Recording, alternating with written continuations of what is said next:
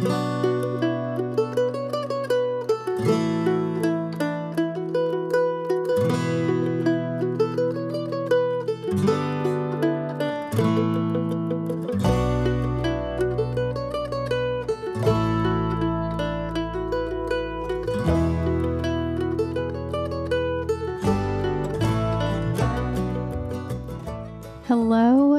family. It's been a while. It's been a while, folks. You guys, We've been out doing stuff. we've missed you. I know. We've missed a bit of consistency in our world. We have. It's been a wild whirlwind for us the last 2 months. Yeah. We'll tell you a little bit about it, but first, it's good to be back. It's good to be back. It's good to be chatting it up with you. And we're really excited to tell you The last week of our PCT episode. All I'm going to say is strap in, guys and ladies, because we're going for a ride. Yeah. So I would highly recommend this last episode of our PCT. You should download it for driving to your family's holidays or your long plane ride or your long, car ride or train ride or bus ride or wherever you're traveling. This one's going to be a doozy. It's going to be a long one. I'm just going to go ahead and position you for that. So curl up with a cozy hot cocoa by your fire if you've got one. I wish we did. and listen as we bring you to the end of our journey. Yes. And we don't have any notes written down for this last week. No. So we're just we're winging it, brah. But I remember this week so vividly. So hopefully it's a bit less structured and a little bit more organic. And storytelling. Yeah. This is a good time to get into the Cotton World updates. Well, friends, we bought a van. We bought a camper van. And you're about to hear the little gasoline heater kick on, probably. Because we are in 30-degree weather in Colorado. Yeah, we're camping in a state park right now. And we are living in our camper van. So it's definitely been an adjustment. I'm not going to lie. It has. If any of you have any questions, actually, any burning questions about, if you ever want to do this or anything like that, we'd love to talk about it. So with our limited knowledge thus far. Yeah. I mean, we're learning right now. We're learning a lot. Yeah. So we should Cotton World update. This is Cotton World updates, y'all. Yes. All the we're things. Already into it. I know. If you didn't know, we're giving you a Cotton World update. Exactly. I think that I'm ready to be in the Cotton World for a while. Are you? Kind of. I can see that. So we hiked the Colorado Trail. We did. We won't give you any information, but yes, we hiked the Colorado Trail with Loba. And whenever we finished with the Colorado Trail, we had about a week before we started the Arizona Trail. And in that week, we broke our lease, bought a camper van, moved out of our old apartment, in got 5 everything days. in storage. Yeah. Marie was sick with what we believe to be Giardia. I thought it was a stomach bug or norovirus, and then it never went away. We hiked the last chunk of the Arizona Trail. We got back to Colorado for about a week, and then we went to the West Coast through the Redwoods to where George Lucas lives to visit family for Thanksgiving. Well, let's clarify. We did not visit George Lucas. That would be amazing. It would be. We walked all over Marin, San Anselmo, trying to figure out which one was his house. But my aunt and uncle live in a cute little town called San Anselmo in Marin County, and that is where he lives. It's true. And then we went and saw my sister, my bro-in-law. Yeah. My bro-in-law. Colorado's getting to me. It is. And now we're back. And what's important here is that this is our last episode of the year. So whenever this comes out, I know it's been a really long gap. It's been a long gap, but it's because we've been through hiking, and then we moved, and then we lived in our camper van. Yeah. And then we through hiked, and then we went to the West Coast. And now we're finally in a place where we are settled for 3 weeks. Where we can sit down and actually spend the time required to record this episode. Yes, because we want to give this to you like it's a good stuff. Ribeye steak, or a filet mignon. This is a really good episode, and so we didn't want to half-ass it for any of you. Exactly. You need all the perfect marbling in your steak. But yeah, so we're finally in a space where we can do this. We're at this campground for 3 weeks for Wesley to finish out his job with Colorado Parks and Wildlife. Yeah. As a biologist. Whoop whoop. Yeah. And then we are heading east for Christmas for a few weeks in the van. Yeah, we're taking it all, baby. Taking our house. Yeah. And then we'll come back and be here working, actually. This next year, we will see where the goal is to live in the van.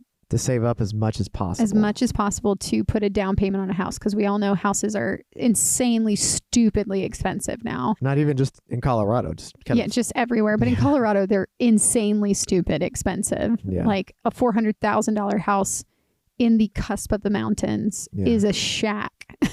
It's true. It's like one bed, one bath, shitty 700 square foot fixer-upper. It's crazy. 400,000. It's insanity. But anyway, so yes, the goal at this point is we are not going to do the CDT next year. I think the Colorado Trail and the Arizona Trail, we had a lot of reckoning moments in ourselves.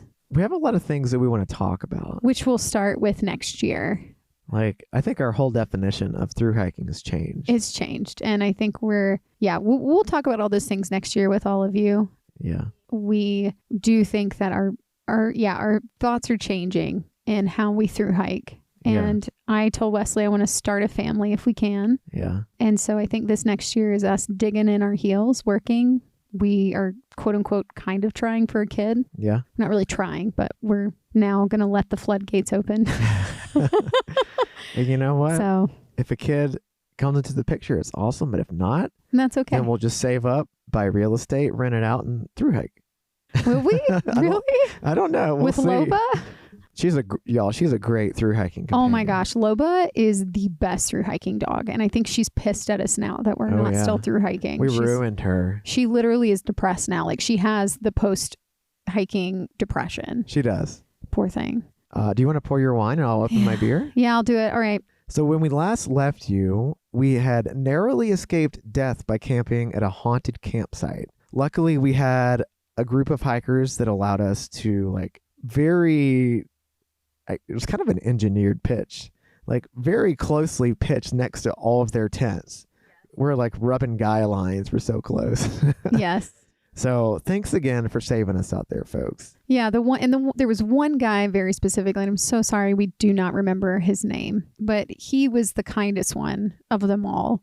And he was this kid who probably was in his late 20s, if I could guess. We kind of talked to him a little bit as we were pitching or, after we were done pitching. Everyone else was a little weird and cold. Well, they were just doing their own thing. By this point, we're all at the end of the trail. Yeah. And they'd had to skip, I believe. I think every single person at that campsite had to skip at that point. Yeah. And when we paint this picture, it's like there's 15 people at this campsite, and it's a campsite for 4 tents probably. Mm-hmm. So I'm sure when they saw us, they're kind of let's not. But then when they saw us come back, I think this guy, he was the one who was like, hey, do you guys need a campsite? We can try to push our stuff a little bit. And so when we talked to him, we found out that he had to skip 500 miles. That's just crazy, man. And yeah, they just hit so many fires, and they had started in May. And so he was like, yeah, it's been such a bummer, but we're here and we're really excited to be here. So at this point, we still have not broken our footpath. So we'll call him Nice Guy. We'll call him Nice Guy.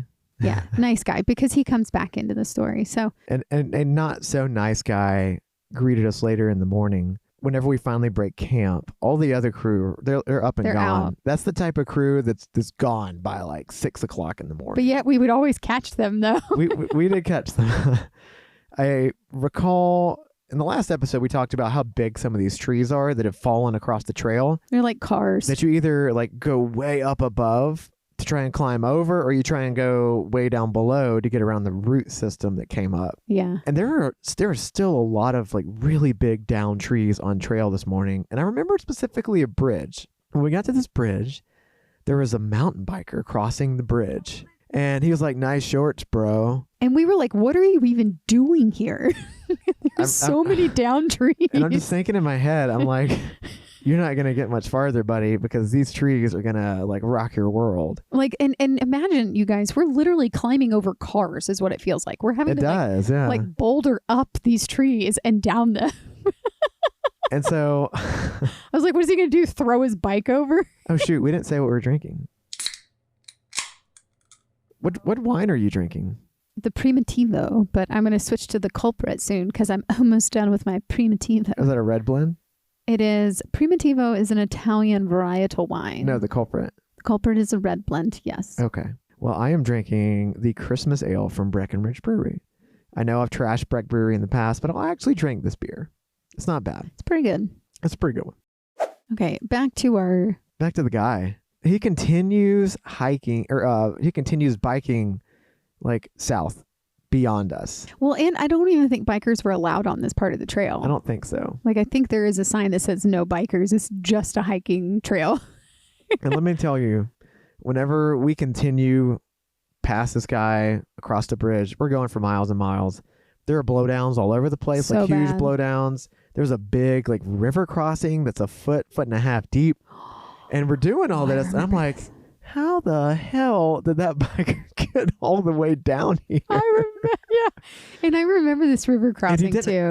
He wasn't bike packing. He was just out there for a ride. Yeah. I was like, damn, this is going to take him forever. He must like spout wings whenever he hits a tree and just fly over it. He's a dragon. Yeah. I do remember that river crossing as well. I remember because if you recount my story through this process, I have trauma with rivers. River crossings. Like, I just have massive trauma. I am terrified of just getting swept away by them, especially because of the Sierra Nevadas, because we just hit them at a really bad time. And I don't like crossing trees specifically. I don't feel safe crossing logs. I think what if like you slip and you fall in, because that has happened to me before. So I think I'm just very skeptical of tree crossings. So I decided just to go straight in and just cross. I was like, fuck this. And I just crossed the river. And Wesley, though, is like, I don't want to get my feet wet. And so he actually found, you found like a tree way up there to cross. Well, the tree was suspended like 2 or 3 feet above the water. I was like, I ain't doing that shit. I fully extended my trekking poles so that I could like at least barely touch ground underneath the water. Terrifying. But yeah, I made it. And you made it too, just with wet feet. Yes, but I think, I don't remember if I took off my shoes or not. Because I think at that point in the trail, you just don't care anymore. Yeah. Your feet are so calloused, it doesn't even matter. Y'all, at this point in the trail, we just want to finish. Yeah. I mean, imagine going like 170 something days at this point. Oh, you can hear the heater. If you can hear that sound, that is our heater. That's our cute little heater keeping us warm. Jinx. But like, just imagine, we are 170 something days into this trail. And we're just ready to finish. Yeah. So I believe the phrase "over it" is appropriate here. Like we're in Washington, we're in the Cascades. It's stupid beautiful. But we are over it. But we're over it. It's humid. It's wet and raining. It's cloudy. It's cold. And then we're climbing over car trees, and now we have this damn river crossing. And I was like, whatever. I'm just going. Honestly, yeah. So after the river crossing, the rest of the day is a bit bland. I mean, it's kind of rainy, it's misty, it's cloudy and foggy, like on and off. We see Jedi a little bit. We run into Bambi at some point this day. Yes, in a beautiful spot. Yeah. That was honestly one of my favorite spots in Washington. It's this gorgeous, just alpine terrain where we've got waterfalls, we've got green grass everywhere. It was just stunning. Marie loves her alpine. I love alpine. And it was marmots and pikas, and there were marmots everywhere. I remember that. But then we ran into Bambi and Bubbles. And Bambi, I think she was just going a little slower that day.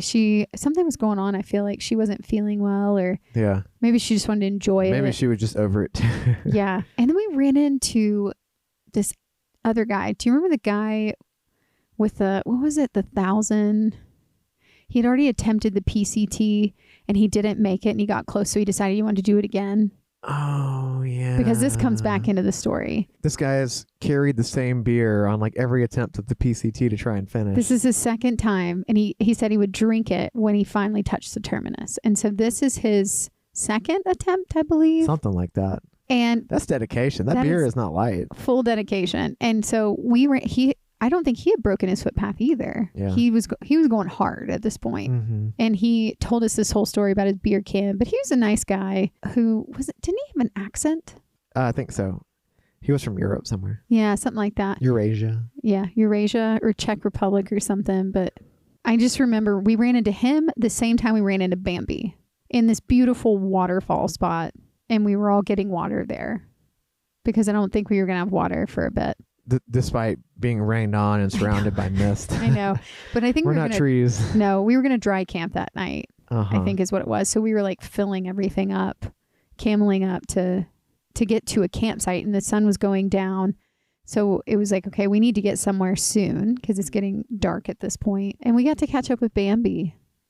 So I just remembered Power Plant. The guy that we named Nice Guy, his trail name was Power Plant. Now fast forwarding, Bambi and this other guy, I wish I'd remember his name. He was like European looking and he had an accent. Really nice guy. Talked to him about the beer can. We talked to Bambi for a little bit and catch up a little bit. But I do remember it was dusk. Like the sun is starting to go down. We've had a long ass day because we were trying to set ourselves up to get into Stehekin the next morning. And so we grab water at this waterfall because we're going to dry camp. And we're like catching up with Bambi. And then I remember thinking we got to go because the sun's going to go down. It's going to get dark soon. And we were climbing. Do you remember we were climbing up to a peak? And then at the top, we were like, oh man, this is fucking gorgeous. Because we were surrounded in clouds. Yes, but it was beautiful and every campsite was taken. Yeah, I remember that. You remember that? Yeah. And all I kept thinking was, oh my gosh, these would be incredible spots to camp. Like these are magical spots to camp. Mm-hmm. It was probably all those damn campers that we ran into the day before. Yep. And you're even more pissed about it because you're so close to finishing and you're like, damn it. Yeah. So we can't find a campsite, I remember, for a while. And we just kept going. We were like, all right, we're just going to keep going. As you do.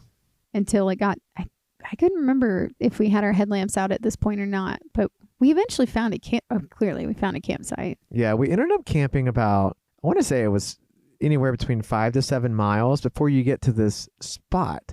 And this spot is near a road. And this is super interesting, but there are bus systems that come and pick hikers up from this area and they take you to the town of Stehekin. Now Stehekin it's not really that close to trail, but it's really famous because of a bakery in the town. That's what Thru hikers have promoted it for. That's what Thru hikers have promoted it for. Epic bakery. Yep. So we really wanted to get there. Yeah, we wanted that bakery so bad. I mean, we're so close to the end, so you're just like, I can eat whatever I want. and to give you a visual for what Stehekin looks like, it's a little teeny tiny resort / town thing right on the water. Just outside of that, like the city limit, I guess, is the bakery. And beyond that is a ranch. And the ranch is where people go. And I mean, you can get cabins there. There are other activities, but they have a bus system. The town itself down by the water also has a bus system. So you got these two buses. Bus systems. So you got the town and you got the ranch. But the ranch is apparently like uber like uber conservative, like hardcore Trump supporters.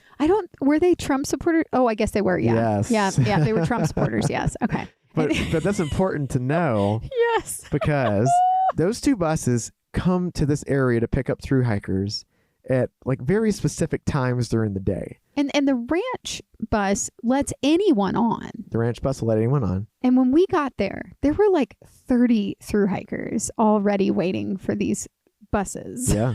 There were a lot of hikers. And we ran into Jedi. And Jedi was there. Waiting. A bunch of other people, including like Bambi and Bubbles. Everybody was there. All the people that we've been talking about, they were all there.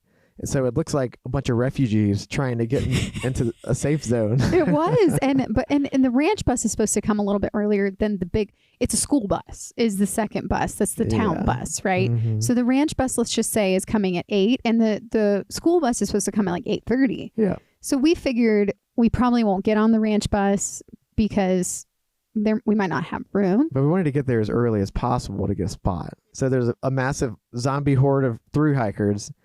And we're all waiting. The one bus shows up, but then the second bus shows up. So the ranch bus shows up, first. And then the school bus shows up right behind it. And you can see the school bus driver looking at the ranch bus. And he's like, what the heck? Because he's not supposed to be there yet. No, the ranch bus was supposed to be there. It was a school bus that wasn't supposed to be there yet. Wait, really? Yes. That's why. The town school bus came early. Okay. They came early for, I think, that reason. So it was the other way around. Yeah. Okay. Yeah. That's kind of funny. Man, small town drama. Small town drama is wild. Okay, so the bus for the ranch was supposed to be there at 8. And the town bus showed up early to compete with the ranch bus. Because he gets out. The drivers get out and the town bus is like, get on that bus if you want to support Trump. I'm like, what? Literally, that's what the school bus guy said about the ranch driver. He yells it out. He's like, if you get on that bus, you're supporting Trump. But there's already like 25 thru hikers lined up to get in that bus.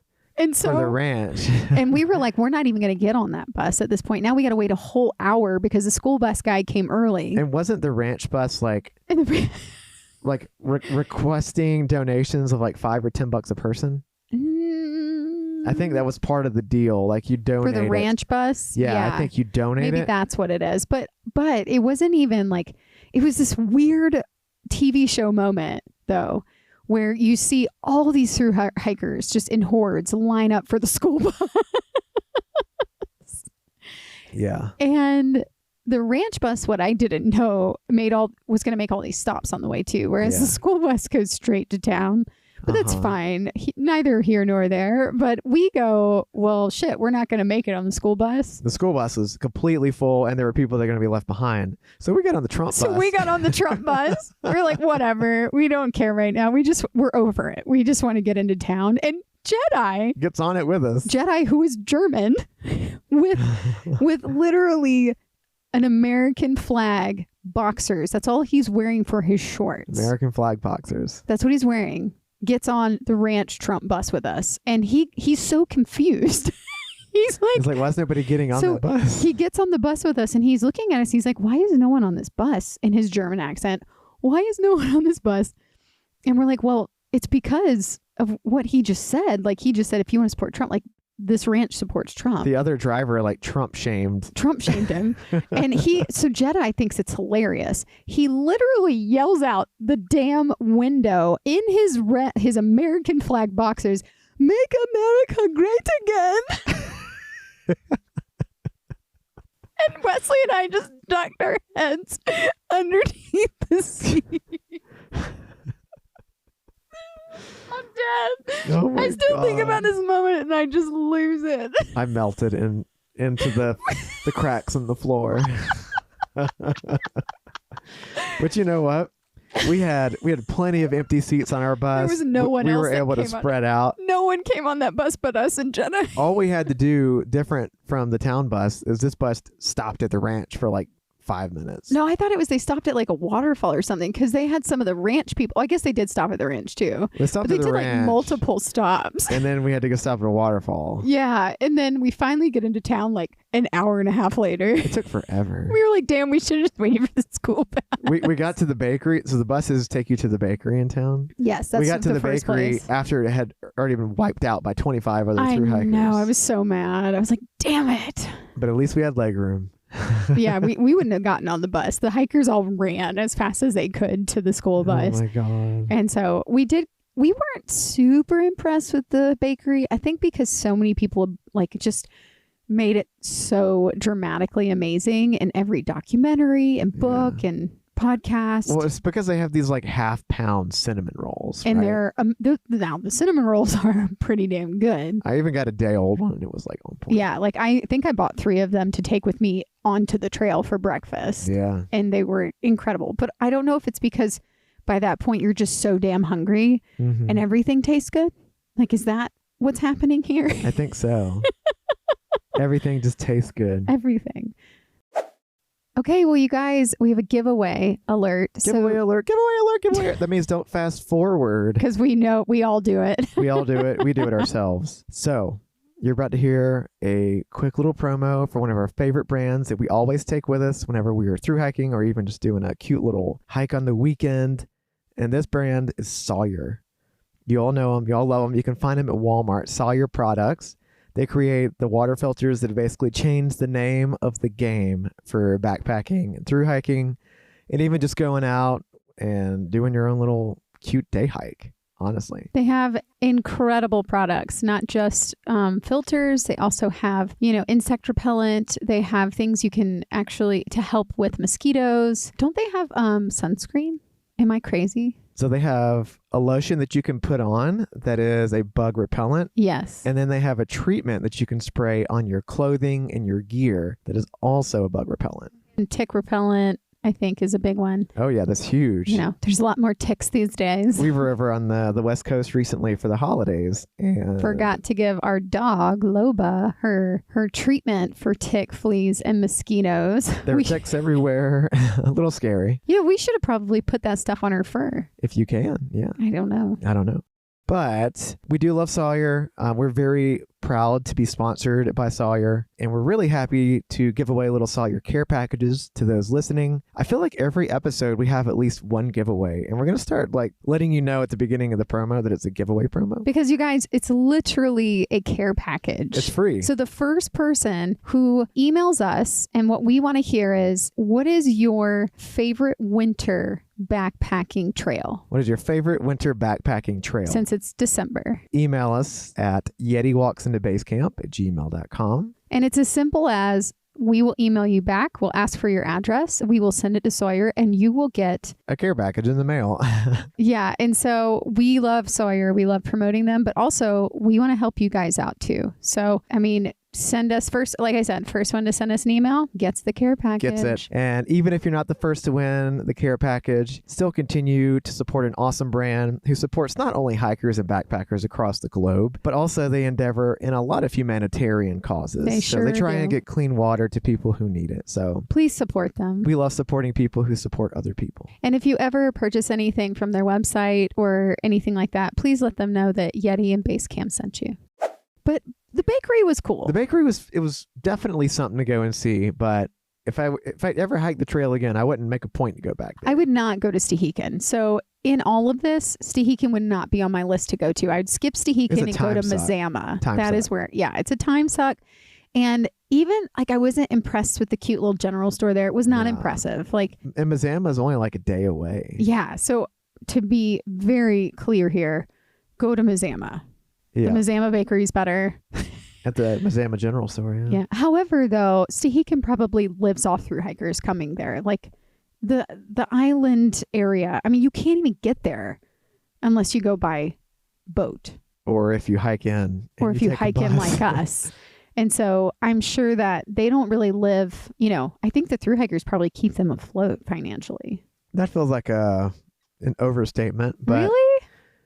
Yeah. I mean, they probably, I would say they definitely supplement the small town economy, but yeah. I don't know. I feel like they probably help keep it afloat, but maybe not. Maybe a lot of people that are RVers come there. I don't want to say that without knowing. I understand. Okay, my theory, my hypothetical theory is that I don't know if Stehekin would stay afloat if through hikers didn't go into the cute little island town, just because you have to take a boat to get there. It's a lot of work. I do know, this is just a fast forward. I do know they had a really bad fire there a year or two ago. Oh, really? In Stehekin, and people had to evacuate. Oh, no. Yeah. By boat? Yeah. Shoot. Yeah, so people were trapped. Yeah. I could not imagine. Washington and Oregon and NorCal and really even SoCal.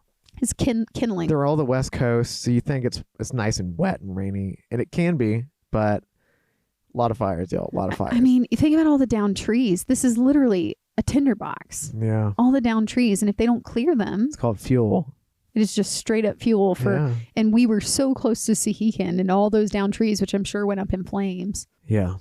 It sucks, man. I digress. What did not suck is our time in Stehekin with Jedi. I was about to say, you tell the story while I pop open the bottle. Go for it. So we eventually get to Stehekin, and there's a little post office, and there's this general store for the resort thing that they have there. So Marie tries to go and get our box that we had shipped ourselves to the post office there.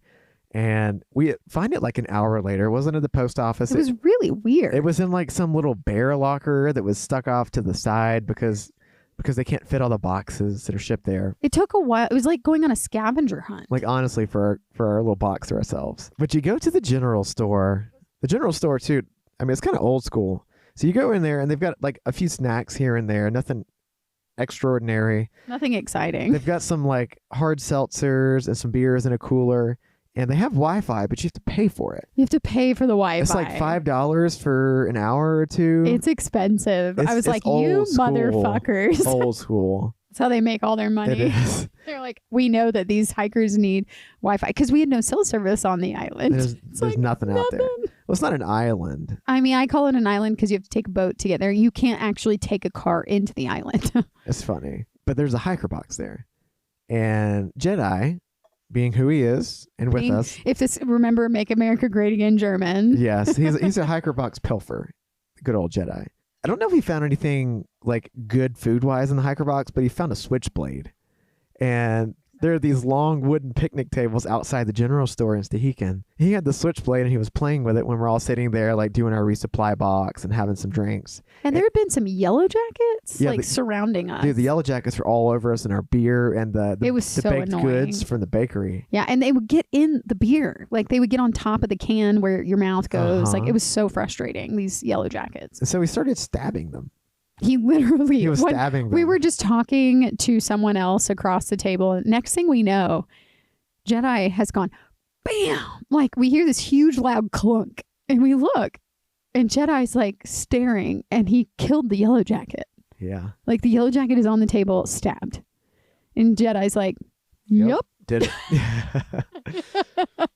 We're here at this table just doing our package and dicking around, waiting for like one of the last buses of the day. Yeah, we decided not to stay in the town. We weren't impressed with Stehekin, so we were like, we're going to have to stay at a campground. So you know what? Let's just get out of here. Let's go to Mazama. Yeah. That's where we want to go. And let me remind you, we're here in August. We're here in late August. It's still hot. And one of the funniest things I saw on the entire trail is our bus driver had pulled over to the side. You know, he runs errands whenever he gets into town. So he was running errands after he had dropped all the hikers in his Trump bus off. You see this guy start walking on the dock towards like a loading bay. So like it's a ramp going down into the water, right? You see the guy start walking towards it and there's nothing there for him to go pick up. So you're like, what is he walking towards? What is he doing? He walks into the water in blue jeans. He sure did. He dunked himself. And then he walks back out. And we asked him later and he's like, it was hot. I will also give a shout out to this guy. Oh yeah. He did awesome. not take the bait. He's just doing his job. When it comes to politics, you know, not the biggest Trump fan. I don't really support him. However, this guy was super like nice, kind, didn't take the bait with this other bus driver, didn't yell at all, didn't say anything mean to him. Yeah. Like he actually was a really nice person. I know, it was amazing. He was very kind. I mean, there are a lot of conservatives who are just really nice people. And they're kind, yeah. Even if you don't agree with their politics, they're still nice people. Yeah. I just don't understand how their leader is completely opposite. Okay, I digress. No worries, no worries. We all know where Trump is these days. As we're waiting for our final bus to take us out of the interesting town of Stehekin, another bus arrives and it drops off another haul of hikers. You remember who was on the bus? If nothing else, you should remember that Dan was on the bus. Oh my God. Dan. Yes. Dan Cakes. Dan Rogue, Cakes. Our Blue Blaze. Cookie Monster. Cookie the one who Monster. cannot seem to figure out a name. Yes. The chemist. Oh my who God. asked really As good we questions. were leaving. Yeah. It was so unfortunate because he literally got in as we were leaving. I feel like our relationship with Dan and Mach 5 was there too. Our relationship with Dan is ships of the night. Literally. We, at this point after, I don't even remember when it was after the Sierra Nevadas, we never saw him. Like we would just pass each other and like, oh my God, hey, okay, you're leaving? Okay, we're coming. Okay, we'll see you down the trail. And this would just be our entire relationship with Dan. It's true. And Mach 5. And you know what's funny is fast forward to current day and age, Dan has been living in Colorado. This is still our relationship. Around Aspen, and we still haven't found time to connect. Every time he comes to Breckenridge, he tells us the day it happens. He's like, hey, I'm in Breck. And we're like, oh, dude, we're not in Breck. We're like doing something else. He's like, bummer, next time. I was like, we're doing a 50-mile weekend hike with deuces. Yeah, that's typically the MO. I know. I think, remember, this is when you asked Dan, because Mach 5, I don't know if I can give this information, but. You can give this information. So now. Mach 5 and Dan. Mach 5 is a fast packer. She's a fast packer pretty much, but she's like this girl in her probably late 20s, I'd say. Super cute girl, blonde hair. and really fit. And Dan, we met her in SoCal with her group of people, with Cherub and Robbie and that whole gang. We meet, but we see Mach 5 start to kind of do her own thing. And then her and Dan Cakes start forming this like thing together. So then we see Dan and Mach 5 get off the bus together. And you, of course, being Cupid, Wesley loves setting up people in relationships, or I like to see people happy, Yeah. Yeah. So he asked Dan, he's like, Dan, what's going on with you and Mach 5? And Dan's like, I'm just giving her the old Mach 6 sometimes. Oh, no, I don't know. That's not what he said. But they were sharing a tent. But they're sharing a tent. Is what he admitted. I mean, of course, it's so much lighter to carry one tent between the two of you instead of one tent a person. Well, Mach 5 was just cowboy camping. That's true. Boy, I could not cowboy camp out there. Still can't do it. I'd have been soaked so many times. Nope. Remember the night I got like mild hypothermia? Yeah. Can you imagine cowboy camping? No, you wouldn't have made it. Wouldn't have made it. It was freezing and it was pouring rain. I know. You would have died. So it was great seeing Dan, but our bus driver's like, hey, you got 2 minutes to get on the bus before we leave. We gotta go. It's the last bus out. We're like, shit, we gotta go. Yeah. And we'd connected with this other like group of people. A couple. I guess they were a tramily, but there was a couple, there was a single girl, and there was the Hispanic hiker. What was his name? Guillermo. Oh, I loved Guillermo. Yes. So it's Guillermo, this other gal, and the couple. We had connected with them a little bit on the bus ride to Stehekin, and then they were going out with us. Well, and we connected with the girl. God, I can't remember her name, but it was Carrots and whatever that couple. But we had connected with her through them. So we already knew who she was, and we had seen them like in town. And she's like, oh my God, I haven't seen you guys. And then we connected with Guillermo, and then we connected with this couple because they were all a tramily. And the couple had given us remember the lime packets? Yes. The dehydrated lime powder. Dehydrated lime packets, which I don't know. It's clutch. I don't know why we haven't done them since then. They're clutch. Holy crap, they were so amazing. Oh yeah. Because they were so tired of them. Because they've been sending boxes to themselves, and they're like, we're so tired of these lime packets. Oh my God. We're like, we will take them. It's pretty funny. Yeah, but yes, they were all leaving on that bus as well. Yep, and we connected with the four of them. So it's important to mention the couple because the bus drops us all off, and there's a campsite like 3, 4, 5 miles after the bus drops you off that we were looking to camp at.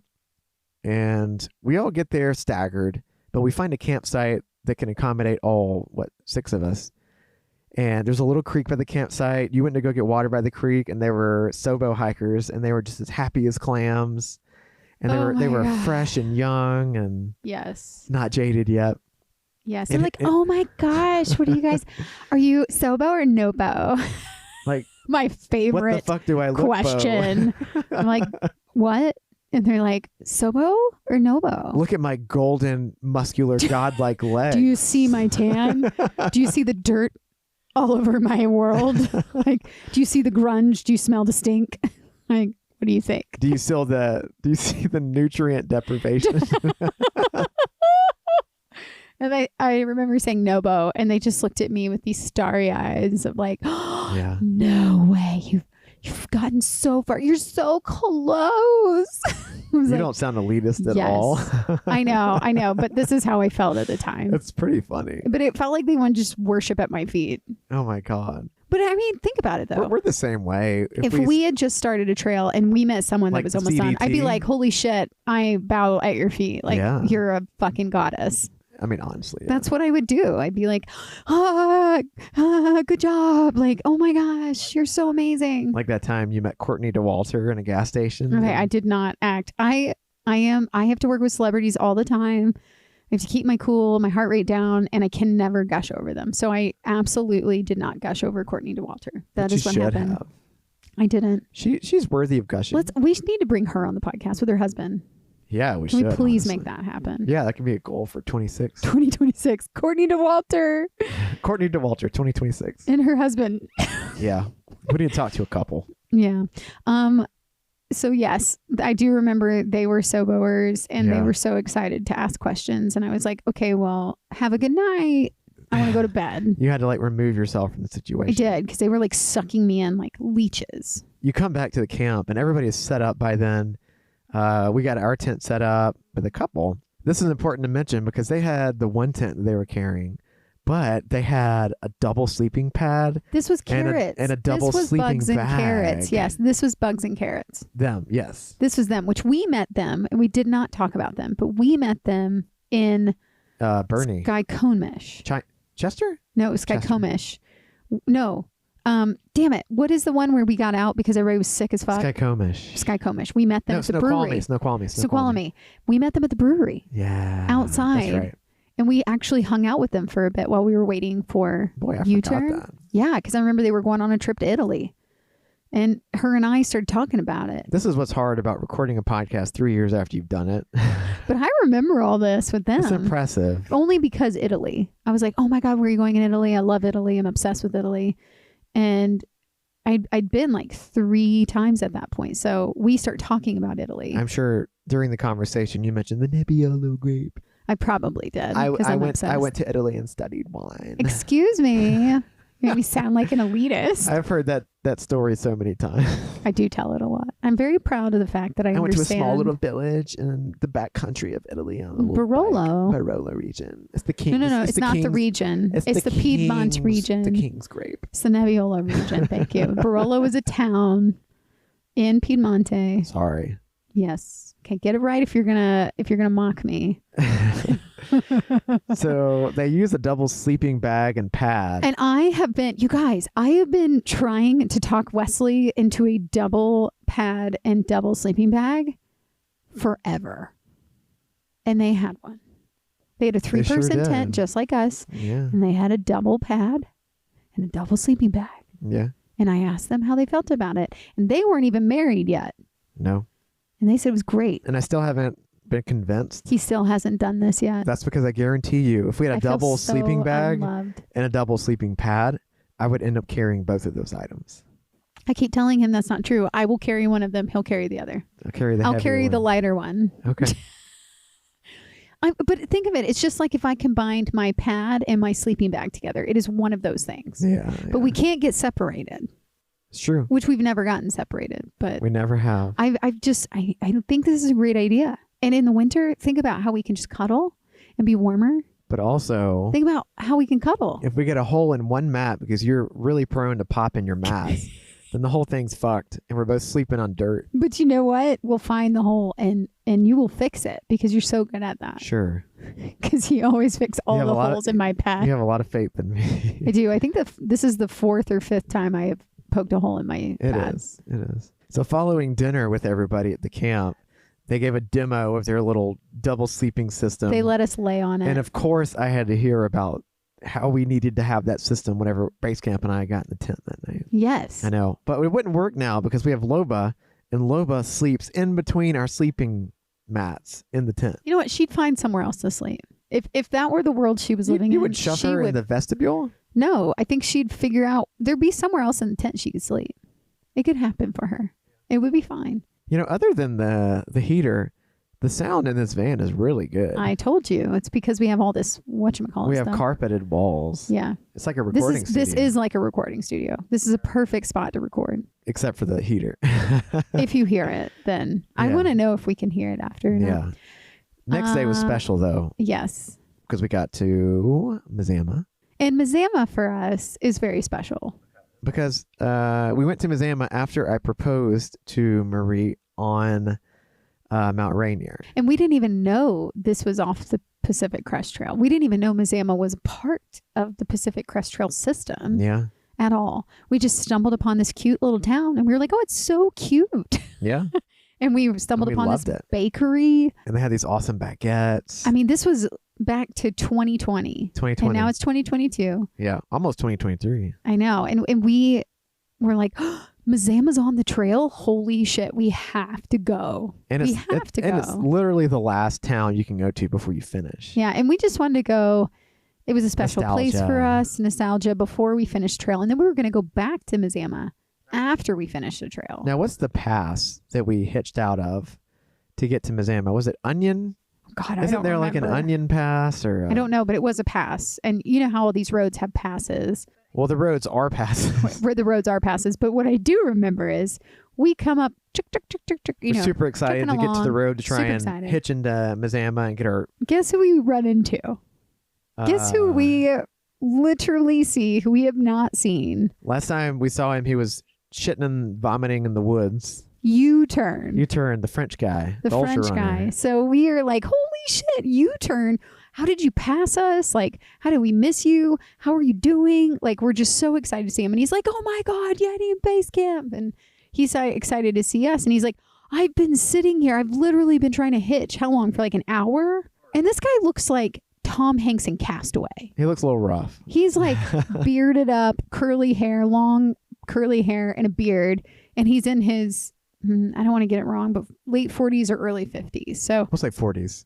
late 40s. We're on your side. Well, no, he has kids in their 20s, I think. So, You can have kids early. but he'd still be, okay, you're right. But I still think he's No, maybe mid 40s. We're putting him early 20s. We're giving you a lot of credit, buddy. Oh my God. No, he needs to be he's in his mid years at this point. Okay, so he's a middle-aged man. But he looks like Tom Hanks in Castaway. and at he's this point. unshaven. He's rough looking. Yeah, he's rough looking, but he's like, I've been waiting here for like an hour or longer. And this is like kind of a thing. And of course, I'm like, watch and learn.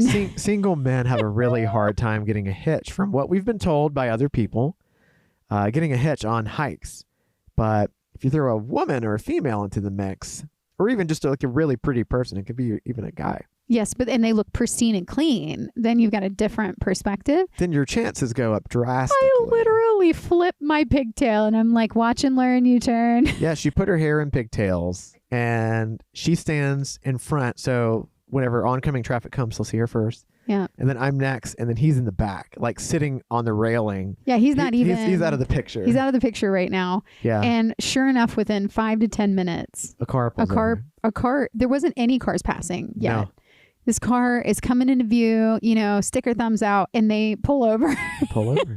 I give a look at the U-turn. He's like, oh my gosh, it's real. And it was a couple, and they had a kid in there, and they had I think one of the mother-in-laws, and I forgot about the mother-in-law. and so there's like, what is it, 3, 4, 5, there's 7 of us in a little 4-door sedan. 4-door sedan. It is not an SUV. It is a car. I think Marie's in my lap. I'm in Wesley's lap. Yes. And it was an older couple too. And I think they were with their granddaughter and their mother. And super interesting. The guy was a Wolverine biologist for the area. I mean, they were in their 60s. He's retired. Yeah. And they're in their 60s. So imagine this group of us. We look like, I don't even know what we look like. We look like trash, hot trash. Just like the whole car though. Anyone that looked into the car would have been like, what the hell?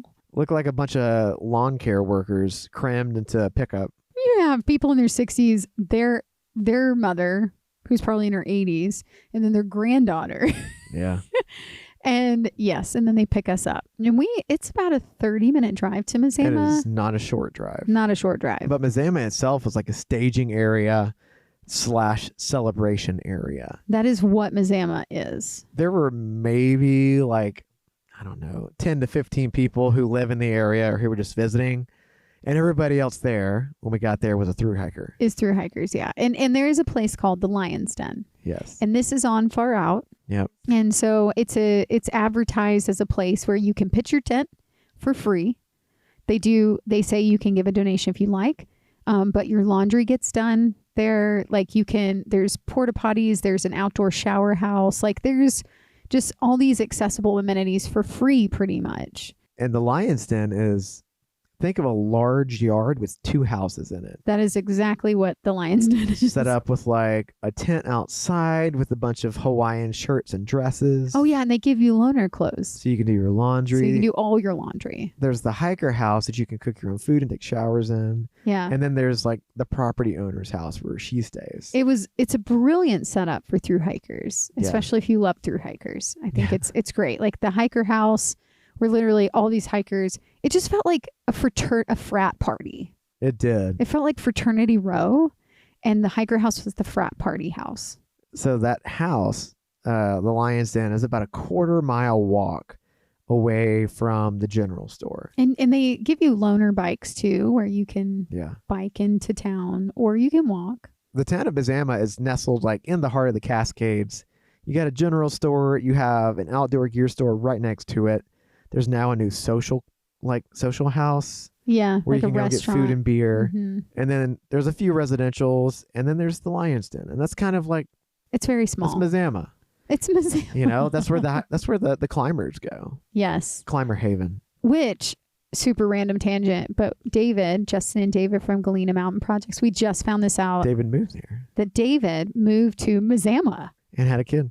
Yeah, it's just so random to me that what a great spot. Oh, it's honestly a great spot to move, Mazama. If we were going to move anywhere else, I'd say Mazama, Washington. We could just hike into Canada if we ever needed to. Exactly. It's not a bad spot. Asylum.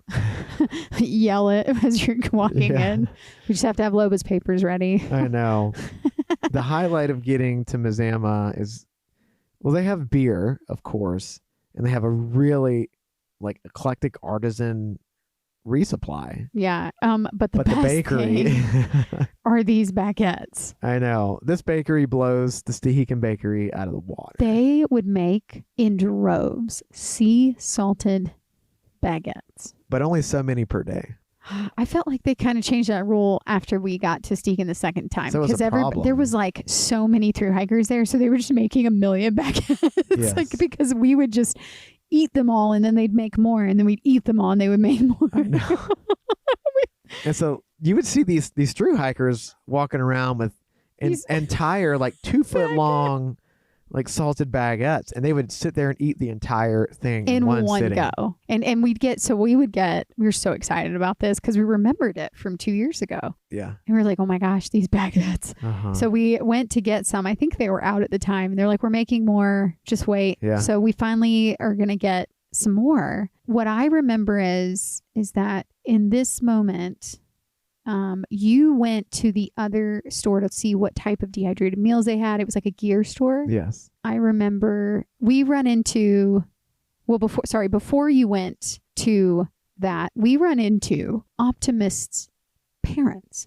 Yes. And so I want to say this in a way that's respectful to everyone, but I'm going to just recount what happened in our experience. So we're in Mazama. We found a little table in the corner, U-turn, set up shop there too. He went to go do a resupply. He wasn't there. We're waiting for the baguettes, stoked. And we're in a little corner of this open, how do you even call it? Picnic tables. They have a courtyard outside of the general store with a bunch of tables. Yeah. So we find a little corner. We're at one of the round tables in the corner by the bakery. Under the shade. Yes. In the shade. And U-turn's gone. So it's just me and Marie. This middle-aged couple comes up to us. They're both a little bit shorter. The guy's got, dark black hair, and he's French or brown, and the mom and the female is blonde super hair. Blonde hair with blue eyes, and she's Swiss, which now makes so much sense now that we've been to Switzerland. And they start talking to us, and they're like, "Oh, are you hiking the trail?"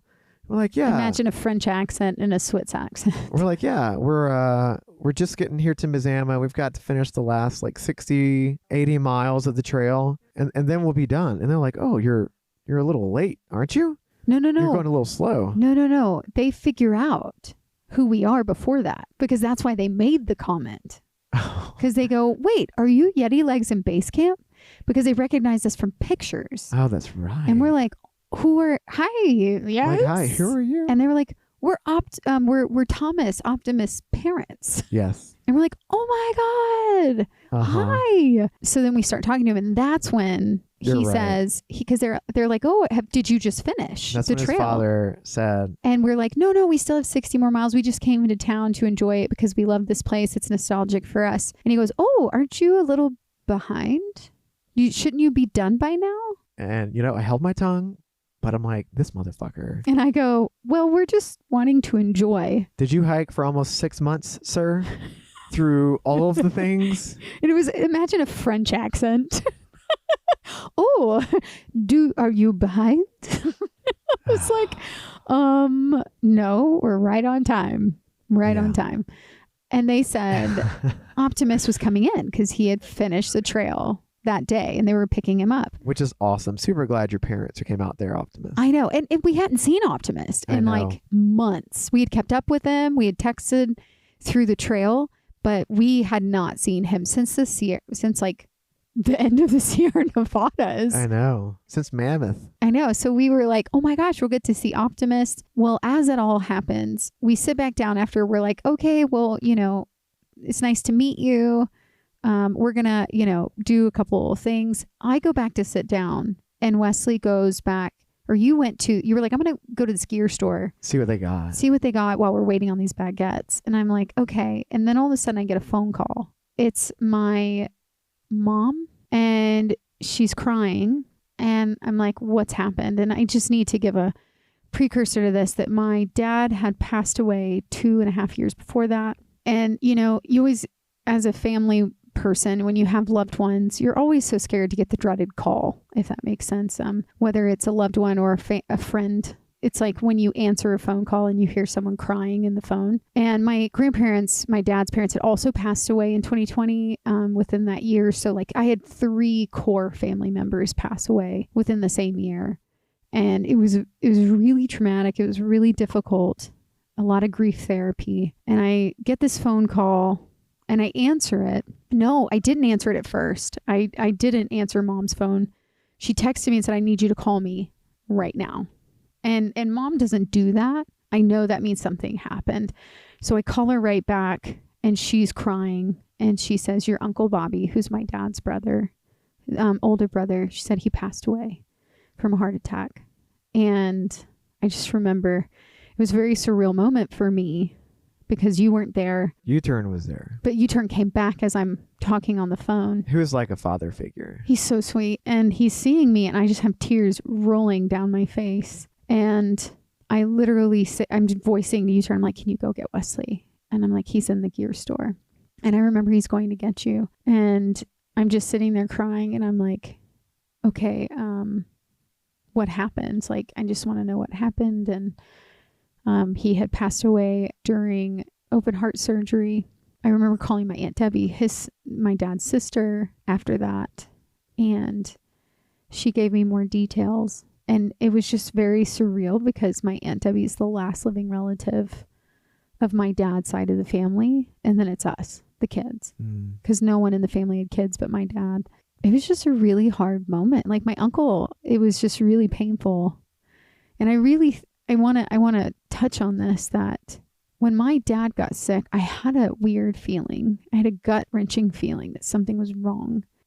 And I knew I needed to go home and see him, and then come to find out he had cancer. And then he passed within 2 months. And then with my Uncle Bobby, I remember saying to Wesley a couple days before that when we were hiking, I was like, you know what? I never got back to Uncle Bobby. We'd gone to Iceland. Emailed you. Yeah, we had gone to Iceland a year before. And we'd been emailing back and forth about Iceland after that. And I never got back to him. And it had been like 6 months. And I remember saying to Wesley 2 days before this, you know, I'm thinking about my Uncle Bobby. Like, he's on my mind. And I never got back to him, and I need to get back to him. I need to call him. Like, it was just this interesting gut intuition thing. And then he passed away and I didn't get to talk to him. Yeah. And there's just this thing. I think it's really important that we listen to these things in ourselves when we're feeling them, because you just never know when someone's going to pass away. It's true. And so if you're hearing somebody in your mind or someone pops in and you're like, oh, I should see how they're doing. You should check in on them and just know that you got that connection that you didn't, like I didn't get that connection of goodbye with him. Yeah. And so it was a really painful moment for me. And we're only 2 days from the trail. So I'm calling my Aunt Debbie, and sweet Aunt Debbie, she's like, I know that you're so close to being done. Like, I know you're almost done with the PCT.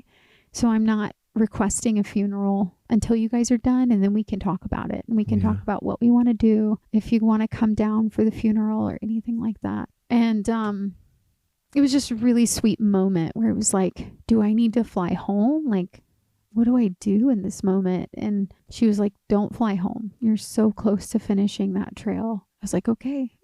Like, we will finish the trail. And I just remember being like, I'm going to dedicate this to Uncle Bobby. Like, Yeah. he was such a person that I think always wanted to be adventurous, but never did it. Like, never actually went after his dreams. He could have been a world-renowned organist. He should have been. He was an incredible organist. He was one of the most talented organists I had ever heard. And he never recorded. He never tried. He should have.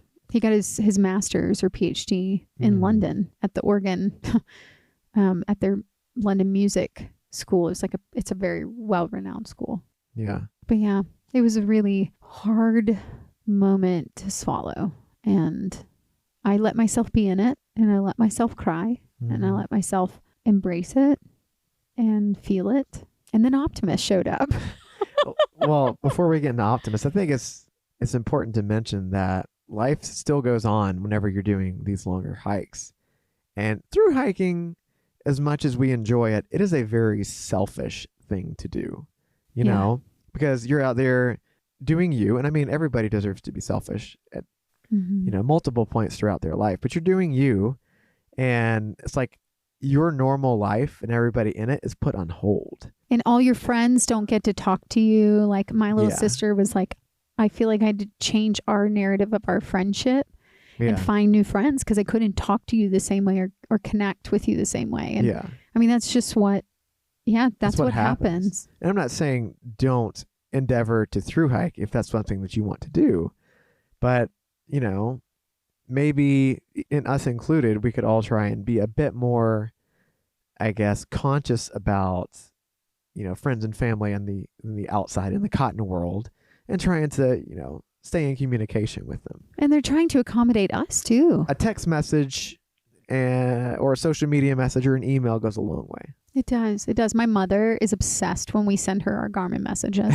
I'm not even kidding. She will text us on the trail, whether we have service or not. And she'd be like, my favorite was this last time. You walked a lot today. When we were on the Colorado Trail, I think we'd done 25 miles that day. And we sent her a message and we happened to have cell service, and she texts us back and goes, you walked a lot today. Yeah. Yeah. That's sweet. It's cute. We'll try to find different people on our trails, friends, family, that we can include in the Garmin messages, you know? So I would highly recommend that, and keep people included in your hikes. Yeah. Because a lot of people live vicariously through you. It is very true.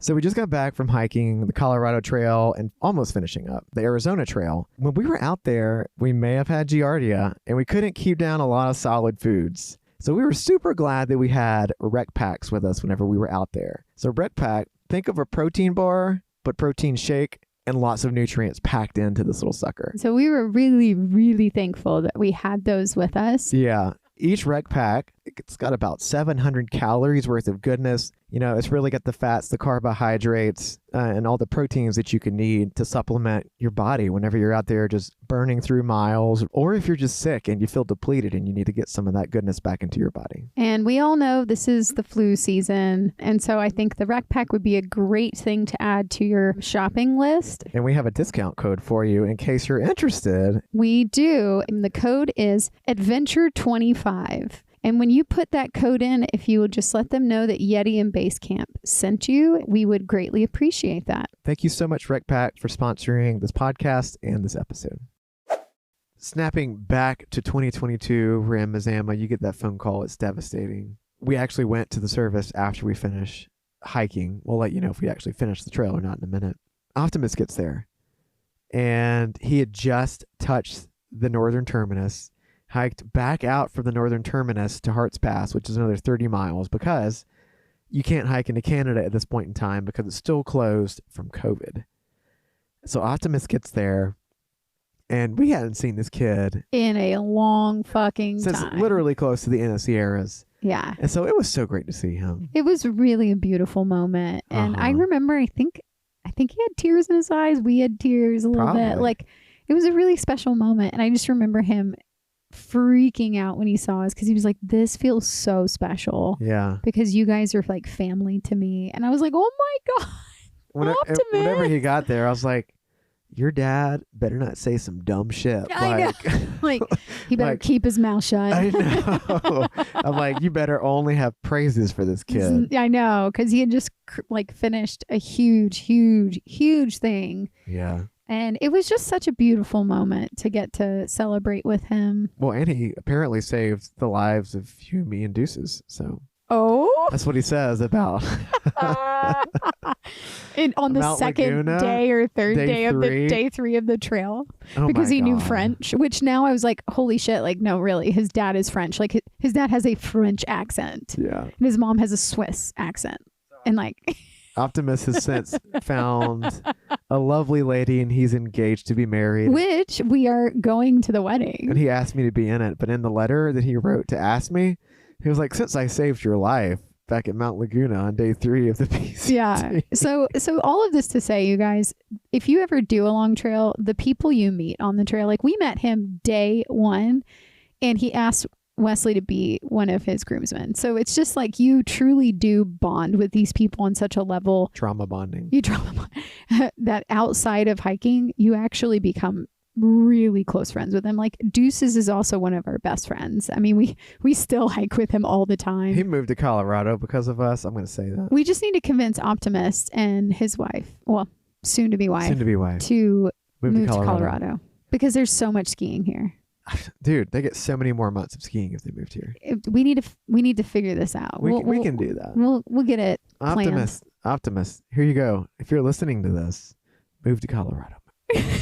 Wait, you need the Jedi Force as you say it. If I say it enough times, it'll make you believe it. Move to Colorado. Just don't do it. No, I'm kidding. Don't take acetaminophen. Don't do it. Don't do it. Don't do it. Move to Colorado. Move to Colorado. Move to Colorado. Back to Mazama. Okay, so Mazama, we stay there that night. We run back into Crypto Daddy. Oh my. Who's trying to convince us to buy crypto. It's pretty great. We're all at the Lion's Den, and it is a party. I have no better way to say this. It's a fucking frat house. It is a frat party. That is the best way to put. I mean, there's like 40 people there. Yeah. There are people drinking in the hiker's house, cooking and hanging out, drinking beer, and they've got music going. And then you've got all of us in like Hawaiian. I mean, my favorite thing is seeing. Well, they ran out of Hawaiian. They ran out of pants, so they had no pant loaner clothes. Jedi and Wesley. So we had to take a dress. And U-turn. We all took dresses. Hawaiian print dresses. And oh my gosh. The breeziest, most comfortable thing I've ever put on. I don't know why I haven't done it more. I don't know why more guys don't wear dresses. There's something break the mold. Kilts. There's something to kilts. Yeah. Just break the mold. Wear a dress. Who cares? You can still be heterosexual and wear a dress. The bits might chafe hiking, but other than that, you can wear boxers though. I could. Yeah. But we have a great picture of this actually. I know. We're all flexing our quads. Yes. Jedi and Wesley start just like, okay, we've drank too much this night. We're all sitting in a circle around a campfire, all in our Hawaiian gear, as we're waiting for our clothes to wash and dry. And we're drinking a lot because they had just accessible alcohol in the house too. I know. And we had our own. And then we had our own that we bought. And we had bought a bunch of charcuterie stuff at the general store because why not charcuterie? And there was a stump in the backyard, and I went inside and got a plate, cut up all the charcuterie and put it on a stump. Yes, you did. And we're all eating it. You, Jedi, U-turn. And I think even Tohi was there. Oh my God, Tohi was there. So then Tohi had finished the trail. So imagine a reunification here at Lion's Den. You got a bunch of people about to finish or who just finished. Yes, and we all know each other because we've all seen each other for however long, how many months. Yeah. And Tohi had finished the trail. And here's Tohi in his hammock, super chill. Just like, yeah, man, I finished the trail. Like, oh, you're so nonchalant about and we're it. like, that's great. That's so exciting. He's like, yeah, it is. It's fun. Yeah, it's fun. It's fun. Like Tohi. And then he's like, yeah, I talked to Deuces. Deuces is actually like a few days behind us. And he's like, so I'm going to go out and meet him and hike the rest of the way with him or something. He was going to go back and try to finish with him or something. Yeah. Because remember, Deuces had sprained his ankle really, really bad. We actually... One of our first fireside chat episodes is an interview with Deuces. It's a 2-parter. He talks all he about talks it. about that. So if you want to know more about Deuce's story during this exact point in time, You he can talks hear it about that. there. Yeah. But he, I just remember too, he was trying to catch up with us. And so we were trying to decide whether we needed to slow down for him or not, or like if we wanted to take our time to get to the end so that we could finish it with Deuces. Because finishing it with the people that you started with feels very special. It does. And we were like, man, should we finish this with Deuces? Like that would be so awesome. But we were hanging out that night. You know, we hang out with Toei, U-Turn, Jedi, us. We're just having a really good time. And then Hiker Midnight hits everybody. Like everybody's crashing hard. Oh, yeah. And I remember too, didn't we buy a bottle of wine? We had a bottle of wine. Why? But also... No, it wasn't the bottle of wine. Well, we had wine, but also we had a bottle of whiskey. Yes. So one of Wesley's friends from his past, From college, yeah. from college, Blake, bought Thank us, you, Blake. sweet Appreciate Blake, bought us an Angel's Envy bottle of whiskey. with 2 Glencairns. And he sent 2 Glencairn glasses. Excuse me, they were crystal glasses. Glencairn glasses. And y'all, if you know anything about me and glass, we do not work well together. Yeah. I break everything that is glass. And so Wesley's like, I will carry it all. So we decide to carry.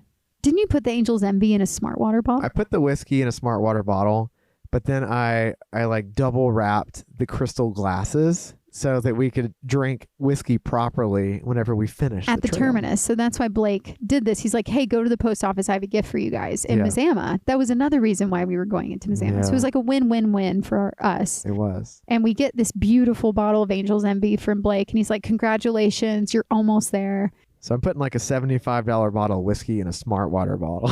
Literally. And then we shipped ourselves this really nice bottle of wine. We had. Wasn't it the Prisoner? Yes. We had shipped ourselves a bottle, and the Prisoner is it's Special to us. special to us. And it was I think it was like a $60 bottle. So we were like, hey, can you guys store this bottle of wine for us? And so at the Lion's Den. At the Lion's Den, because we're going to come back here. And so they agreed to store this bottle because we were like, we can't just put it anywhere. Hikers will drink it. So they hid it for us. So they hid it for us in the property owner's home. And it's important to mention that, so you get the property owner, and then you've got this other fella who kind of helps manage the Lion's Den. What was his name? I can't remember his name. I think it was Raven or something. Oh, like it was that. Raven. Yeah. The guy's name was Raven. But he had it was like his trail name, I think, or something. Super sweet guy. Very nice. He offered to put up the wine bottle for us so we could have it whenever we finished and got back there. And he actually offered to give us a ride back to trail super early the next day. So we took him up on that offer. And U-Turn wanted to come with us, I think. And it was U-Turn only wanted to U-Turn, come I with think. us. It wasn't Jedi. Because Jedi, I think, wanted to sleep in. Jedi's not, he's a kid that can go 4 miles an hour and just sleep until 10 and still get there at the same time as us at the end of the day. That is Jedi. I mean, you can do that too. But I cannot. And so this sweet man was like, yeah, I'll take you guys at 5 or 6 a.m. in the morning. Blast. It was huge. It was huge. But We slept okay that night. A screech owl. a screech owl. Which, if you've never heard one, it's like a woman screaming. It is the most terrifying sound ever. It woke up the entire camp, I would say. Literally, all I hear in the middle of the night is, I was like, is somebody getting raped? I don't know. Apparently, this is like a wildlife hotspot because we had a screech owl and probably coyotes. Within 30 minutes of each other. But I don't know if y'all remember us talking about this earlier, but we'd run into Jupiter, a really famous Thru hiker, and he was hiking with this other guy. I think the guy's name is Sprocket. Remember, we didn't really like him. We didn't really care for that guy too much, but Sprocket, if that's his name, he was doing a yo-yo of the trail, which means hiking in all one direction and then back the other direction. He really wanted to get that fame. He was at the Lion's Den camping, cowboy camping. This happened a couple weeks before we got there, a month before we got there or something. And a bear stepped on his chest and broke a few ribs. Oh my god. Literally, the bear was running through it's not funny, the side, but he stepped on this guy. What the hell? And then this guy kept hiking. kept fucking hiking. What? I mean, he's going to have issues probably for the rest of his life because of that. He's either a badass or a dumbass. You decide, but I don't think he's a badass. The older I get in doing this, the more I'm like, you need to go get care first. take care of your body. And then get medical care because that shit's going to haunt you when you're 50. Because that body runs down quick. I mean, yeah, sure. Maybe he was in his 20s, but that's not like, yeah. that's going to haunt him one day if he didn't get help. So a lot of crazy stuff happening at the Lion's Den. I mean, there's clearly a reason it's called the Lion's Den. Oh, yeah. It sounds like a sex shop. It does. I was like, where are we going? Raven takes us back to trail next morning. He seems fine. He's just a little groggy from being sleepy. Drops the three of us off. Wesley sat in the front. And I sat in the front seat. Didn't he have the windows down though? We had the windows down. And I sat in the back. Were in the back. Yeah, me and U-turn were in the back. I was directly behind him. Yep. I remember we'd put all of our backpacks in the back of his pickup. Oh my gosh, you guys. And they didn't close the door didn't shut well. And so my backpack fell out. My spork like flew across the highway. And we're like, the Glencairn crystal glasses. They did not break. They didn't break. They're packed shooketh. so well. Shooketh. Well done. Well done. Oh my god. But we get back on trail. Last stretch of trail to walk to Canada and be done. Is 60. Well, sorry, we weren't 60 miles. You're right, because Hearts Pass is 60 miles. Wait, no. Sorry. Hearts Pass is 30 miles from the end. We were 60 miles from the end at that point. Yes. But I will never fucking forget this moment because we were like, we got to get a big day in. Mm-hmm. And we're hiking this day. And U-turn had passed us at some point.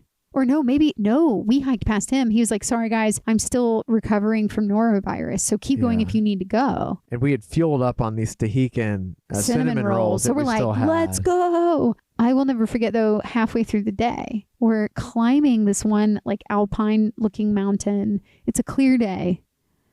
And I get up there before Wesley does. Like, you're down there doing something, dicking around or probably taking pictures. This is what we learned in our dynamic is that Wesley can hike 4 miles an hour. I, at this point, can hike 3 miles an hour on a good day. Yeah. And he would stop and take pictures and then just catch up with me. It's a good system. It's a good system because if I stop with you every time you take a picture, it's going to take us forever to get there. Yeah. So I remember I got up to this top of this incline and I look out to my left and there is a massive plume of smoke. And my heart drops. And I'm like, that's a fire. Oh my God, that's a big fire. And then don't you pull out your far out app? Well, because I turn around and I'm like, Wesley, come up here. And this is probably 50 miles ahead. Like it's far ahead. Yeah. But you can see. You can see it. This is a huge fire. Yeah. And I'm like, oh my God, Wesley, I think that's the northern Terminus area. Like, I think that's the north. And he goes, no, surely not. I'm like, no, I think that's where we're headed. And he is like, well, let's look. And I pull up the app and it's sure fucking enough. It is literally right where we're headed. Yeah. And I'm like, dear God, we're not going to make it. So I start panicking. She does. I'm full on panic at this point. We pull out the Garmin and we Garmin message because we have no cell service. We Garmin message Amber, her sister, and ask Amber to look at a fire report to see like where the hell is this fire. And Amber responds and she's like, there's a few fires. And we're like, shit. I'm like, damn it. Like, what? And she's like, yeah, there's like 6 fires over there right now. I'm like, oh my God, we're fucked. We're screwed. We're not going to make it. I'm literally at this point forward. We're not going to make it. And Wesley's like, we're going to make it. Two polar opposite mindsets. This is completely what's happening. But I'm like, we got to go. I literally look at him and I'm like, if we get turned around at this point, I don't know what I will do. I will lose my effing mind. We've maintained a, continuous footpath. This whole damn time. This is 179 miles or 178 miles. Like I am not. No, you mean 179 days. Sorry, days, not miles, whatever. This is like 2,600 miles in or whatever. Yeah. And I'm like, if we get turned around, I will lose my fucking mind. Like this is 6 months, you guys, of hard tears, blood, sweat, lots of sweat, lots of tears. No income. No income. And to not get to touch the one thing that brought you here would be devastating. And so I'm just like, we're not going to make it. We just need to keep pushing. That's what I'm like. We just need to do like 15 miles right now. We're like, at this point, we're 35 miles, I think, from the end because we had done a huge day that day. And I remember we were 5 miles from Hart's Pass when we camped. And where we camped, there's a lot of beetle kill out there, but we were hoping that U-turn was going to catch up. Yeah, we had tried to find a campsite where U-turn could also be there too. And we had talked to him about it. We were like, yeah, we're going to camp here that night. Yeah. But we hadn't seen the billow of smoke yet. Yeah. And we kept checking the ridge, or at least I did. I kept looking at the ridge to see if you could see him. We were so concerned about him. Because you could see a hiker coming from almost a mile away. Because that's the ridge wraps around and then it dumps you into this area where campsites are. And there was a great campsite area that we found. Surrounded by trees. You know, there were a few deer around there. Good vibes. So we were like, okay, maybe, because this is where we had planned on camping anyway. Because I had told Wes, I was like, why don't we just go another 5 miles after seeing this billow of smoke and now hearing Amber saying there's multiple fires around there. And Wes was like, no, let's camp here. Like it's been a long day. Let's just camp here. I'm like, we're not going to make it. I just remember us having a conversation that night and you're like, we're going to make it. I was like, you don't know that. I'm like, yeah, I do. You're like, I feel it in my gut. I was like, okay. I felt it. But if we don't haul ass. You're stressing hard. At this point, I'm like going full AD in my head. I'm like, if we don't haul ass though, we may not make it. And something in me though, I remember saying to you, it's like a ticking time bomb. If we don't keep moving fast, we're not going to make it. You wanted to just make the push all the way to the terminus the next day. I did, because then at that point we're 36 miles. Yeah. Or 35, 34, somewhere around there. But I remember saying to you, I feel like this is a ticking time bomb and it's just a matter of time before these fires get so big that we won't make it. So I think we've got to push. Yeah. And you were like, but I still think we're going to get there. You know what? I felt it in my gut. But I felt it too. And that's what's interesting. So then we'll get to that. But we both were feeling opposite things. Yeah. And that's where I think it's very important. You can feel two different intuitions and they can both be right. But you've got to figure out the middle ground to compromise those intuitions. Yeah. And that's what happened in this situation. Because I'm full on like, no, these fires are going to blow up and we're not going to make it. And you were like, no, we're going to make it. Yeah. And so we get to Hart's Pass, which is 30 miles from the end. U-turn had never showed up at the We campground. never saw U-turn. But he did show up at the campsite, is what we found out later. He did. But we never saw him. But at Hart's Pass, Hart's Pass is like the last vehicle accessible area before the terminus. It's kind of a sketchy road. They had a few landslides on that road that had only been partially dug out. So only the most rugged vehicles could drive up there. And we had just had a huge landslide hit. Yeah. Like a week before or something. So they were only letting certain vehicles in and out that could get through it. Pretty much Forest Service and hunters. Yeah. Because hunters would have these huge ass wheels to get up there. So the sweet rangers were trying to help, hikers get out of the trail. So they were coordinating, actually. At Hart's Pass. At Hart's Pass. There was a little ranger station there. Yeah, it was really sweet to see them helping all of us out. But when we get to Hart's Pass, the most beautiful sight we saw was tumbleweed. Tumbleweed and pot. And we see tumbleweed. We haven't seen tumbleweed in what, a month? No, Ages. sorry, 2 weeks. Ages. Since Leavenworth. Yeah. And tumbleweed had finished. Yeah. And we're all hugging. And we've seen Pot, which we haven't seen since Timberline Lodge. Oh, Pot. The guy who is like the embodiment of John Muir. Yes. So Pot. And tumbleweed finished with Pot. Yeah. And tumbleweed told us this beautiful story about how Pot made up this song. About the trail. And he sang it at the terminus. Yeah. And it was beautiful. And he sang it for us. He sang it for us while he was eating a blueberry muffin. He did. Yep. And so we were like all crying. It's a beautiful moment. But then I asked Tumbleweed, I'm like, Tumbleweed, tell me straight. You're a military guy. How many fires are really out there? And are we going to make it based off of what you're seeing? And he goes, there are 6 fires that you're going to encounter. You should be fine if you haul ass. If you haul ass is what he said. But they're going to blow up soon. Yeah. Is what he said. So then I'm like, fuck, we got to go. Yeah. So we did, though. I don't remember much about that day other than we ran into... I remember Tumbleweed playing some sappy song on his phone. And then as you were saying goodbye and choked walking me away... up. As you were walking away, I haven't seen Wesley cry like this The only time I've ever seen Wesley cry like this was when he was drunk and he was talking about his like childhood trauma. And your grandma passing. Yeah. And that's the only Few time times. I've ever seen Wesley like guffaw cry. Yeah. And you did that in this moment. Look, I love me some tumbleweed. What can I say? I know. And I think it was all hitting you too. And that we were about to finish. Yeah. And yeah. It's all ending. Yeah. Like 30 miles and we're done. And we're done. Yeah. It hit you hard. Apparently it did. Yeah. But we didn't hike. Well, actually, no, we hiked a lot further. We hiked a lot that day. That's right, because we got to we wanted to the set ourselves ridge up just before finishing. It was 8 miles to the end. Yeah. And we passed 3 fires that were billowing like off of the trail, like to our left and to our right. Yeah. And we crossed the 2 passes, which was Kid Rock Pass or something. Rock Pass and Kid Pass. Rock Pass and like Forest Pass or something I like think it was that. Kid Pass or something. There's a kid, because that's why they named it the Kid Fire. Oh, okay. But there's these 2 passes where you have to hit this gully and go down, and then you go straight back up. Like it's literally you lose like 500 feet and then you gain 500 feet. Yeah, you dip pretty deep into a valley. Into a valley, and then you go back up. And what was so chilling about this entire experience, I think, is that there were a lot of people finishing. And once you hit Hart Pass and you're going into the end, like there's no way out of the trail.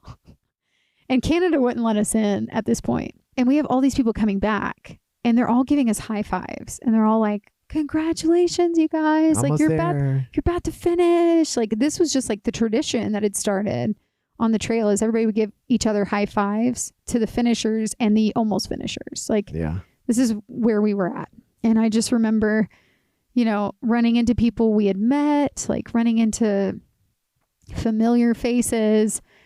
And then it was super exciting. We had a lot of adrenaline because we just were seeing all these people. Yeah, it's like a feeling of anxious jubilation. Yes, because it's like we know there's fires at the end, and they're even telling us. They're like, yeah, there's fires at the end, but they haven't blown up yet. Like you should be in the clear. So we're like, okay, deep breaths, like exhale. We're going to get there. We're going to get there. And then we decide to set ourselves up and we get to this ridge. Yeah, on the map it says high point. It is the ridge right before you descend 3,000 feet to the Canadian border. Yes. And so we thought, what if we slack pack to the bottom? Because we have to climb back out. What if we just set up camp here, sleep, get up early, leave everything here except for the essentials and of course the whiskey. Of course. And hike Enjoy down, the end. finish, and then climb back up another 3,000 feet after we finish. And 8 miles. And 8 miles to get back to our tent. Yes. And what we were also saying as we got to this ridge is we're surrounded by 3 fires. Yeah, like right there. And they're right there. I even have a picture. I need to get that picture so that everyone can see it. But the sun has gone down and there is a fire just sparking up. Like you can just see billows of red. And it's only a mile from our campsite. Yeah. And then you turn to the back and there's like 2 fires back there. Yeah. That are also billowing. And we're just kind of like, oh my God. Like I just remember that night before we went to sleep, I'm like, are we going to make it? Like this feels really scary. I just kept trying to reassure you that I had a feeling we were just going to make it, but we had to start early. Yes, you said that. You were like, you know what? We're going to make it, but I think we need to like set our alarm for like 4:00. Because we want to try and get going whenever it's still cooler. It's not as windy. Yeah. And I was like, okay, well, let's do that. And we go to bed. Our alarm wakes us up 4:00 or whatnot. Yeah. So we woke up super early in the morning. I just had a feeling that we needed to start early, finish the trail, and then worry about everything else after that. Because this is where I trusted you. Yeah. Because I was like, why don't we just go the 8 miles and get there and sleep there?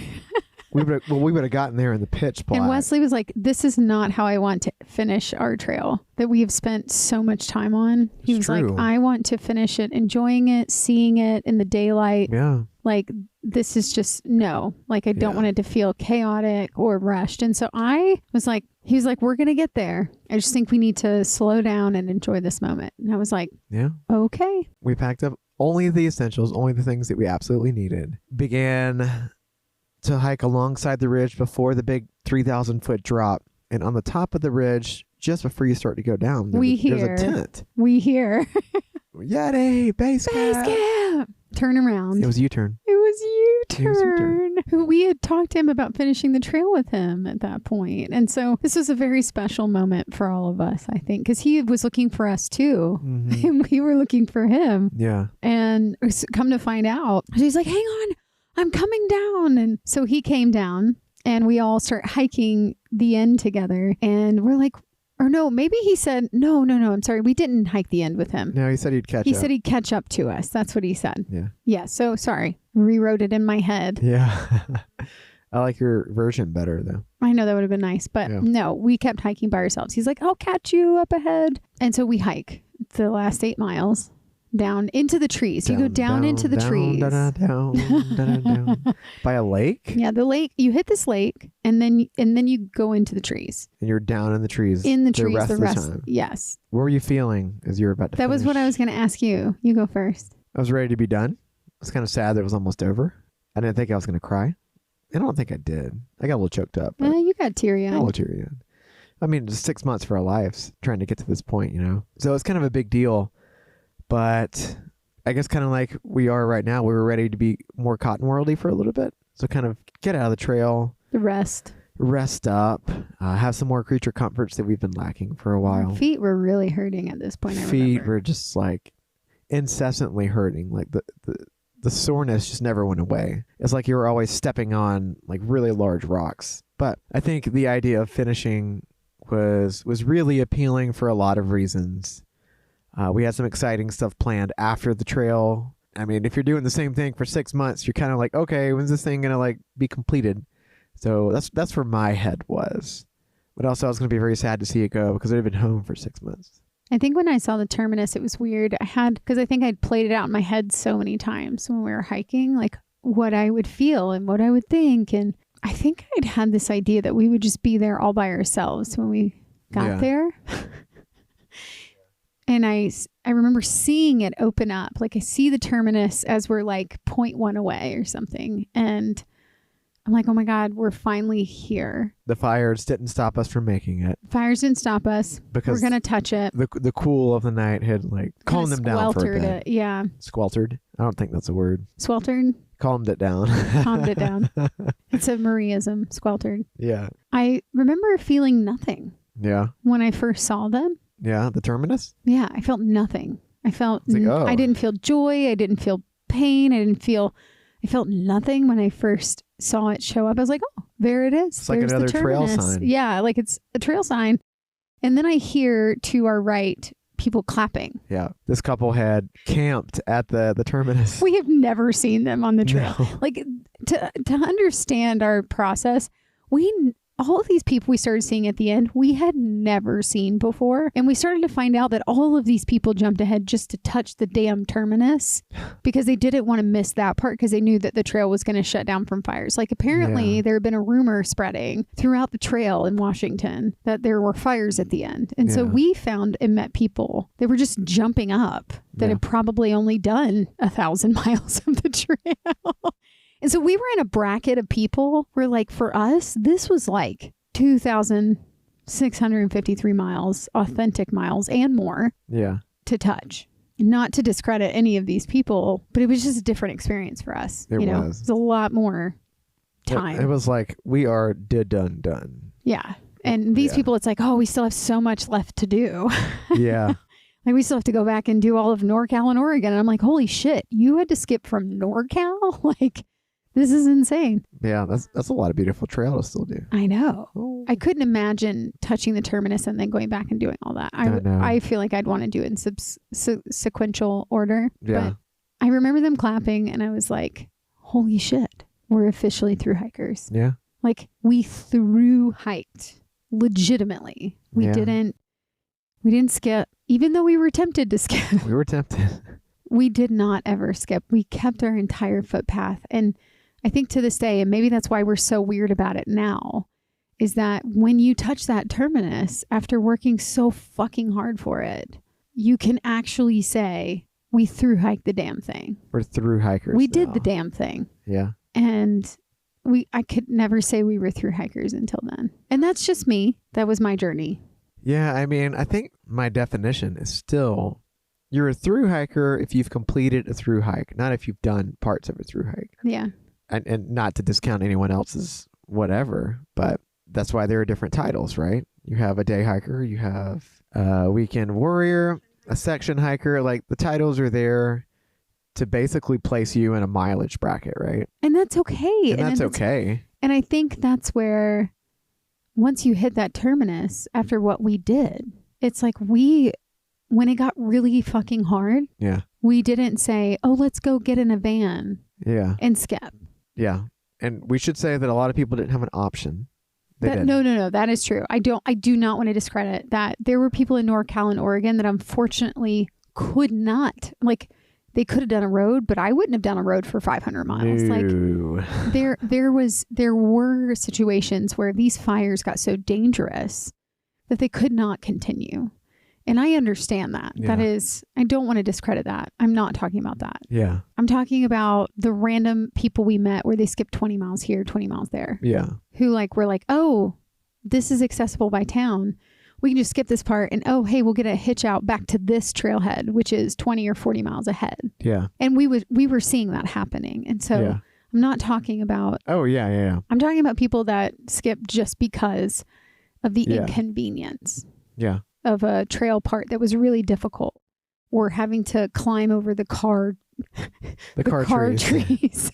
Yeah, I mean, at the end of the day, we are all just hikers. We're people walking. Yes. Just for different durations and mileages. And I think that's why I've had to really go inward. Yeah. And think through this in my own process this year. Why did I get so crazy about it? Because we were super elitist about it. We were super elitist about it. And I think it's that now that we're here touching the terminus in the story, I'm back there again. Yeah. And I'm like, every piece of that journey, the pain, the joy, the laughter, the tears, the blisters, the bullshit, the pain of the muscles cramping, my mental fortitude, my uncle passing, having to climb over the car trees, having to cross 1 million river crossings. I never once said, I'm going to give up. I always looked at it, even though I panicked. It's like a personal integrity. It was a personal integrity. And I never once said, okay, I'm going to skip ahead because this section I heard is really hard.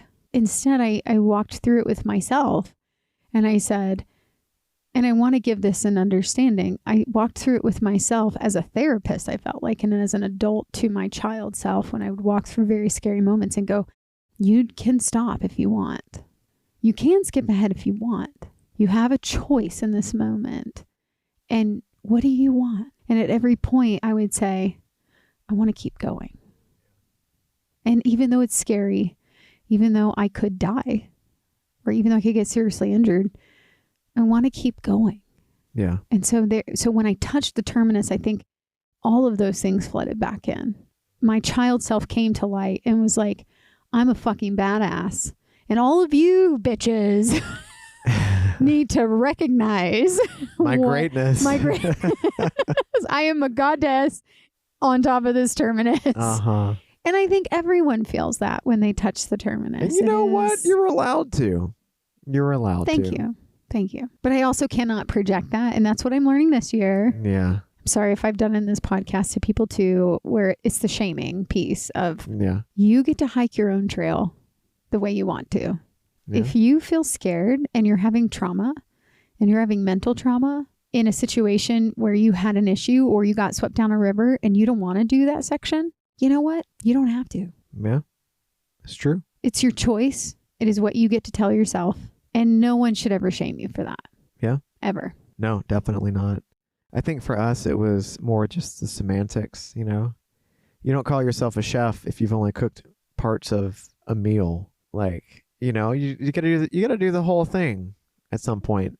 And it's okay if you don't do the whole thing, but don't say you did the whole thing. It's really an integrity issue is what it is. And in a world where people say they do something, I mean, in the USA, we all do this. It's the effortless perfection, right? It's also the imposter syndrome. Yes. Where we say, oh yeah, I am that, or I did that. I think imposter syndrome is more, you feel like you're not worthy of this, like you can't do it. But yet you do it anyway. That's the imposter syndrome. So like in film, a lot of people have that. Sure. It's this, hey, I'm going to hire you to do this. This is how much I'm going to pay you. Can you do this? And maybe I've done 80% of it, but I haven't done the 20%. And I go, yeah. I deserve that rate and I deserve to do this. Yeah. And so I do it anyway and I lie. Two sides of imposter syndrome. Even though it's really, oh my God, I don't think I know what I'm doing. Yeah. I mean, I still feel that way even in my profession 13 years in. You'll always feel that way. And that's the imposter syndrome. It's like, am I worthy of this job?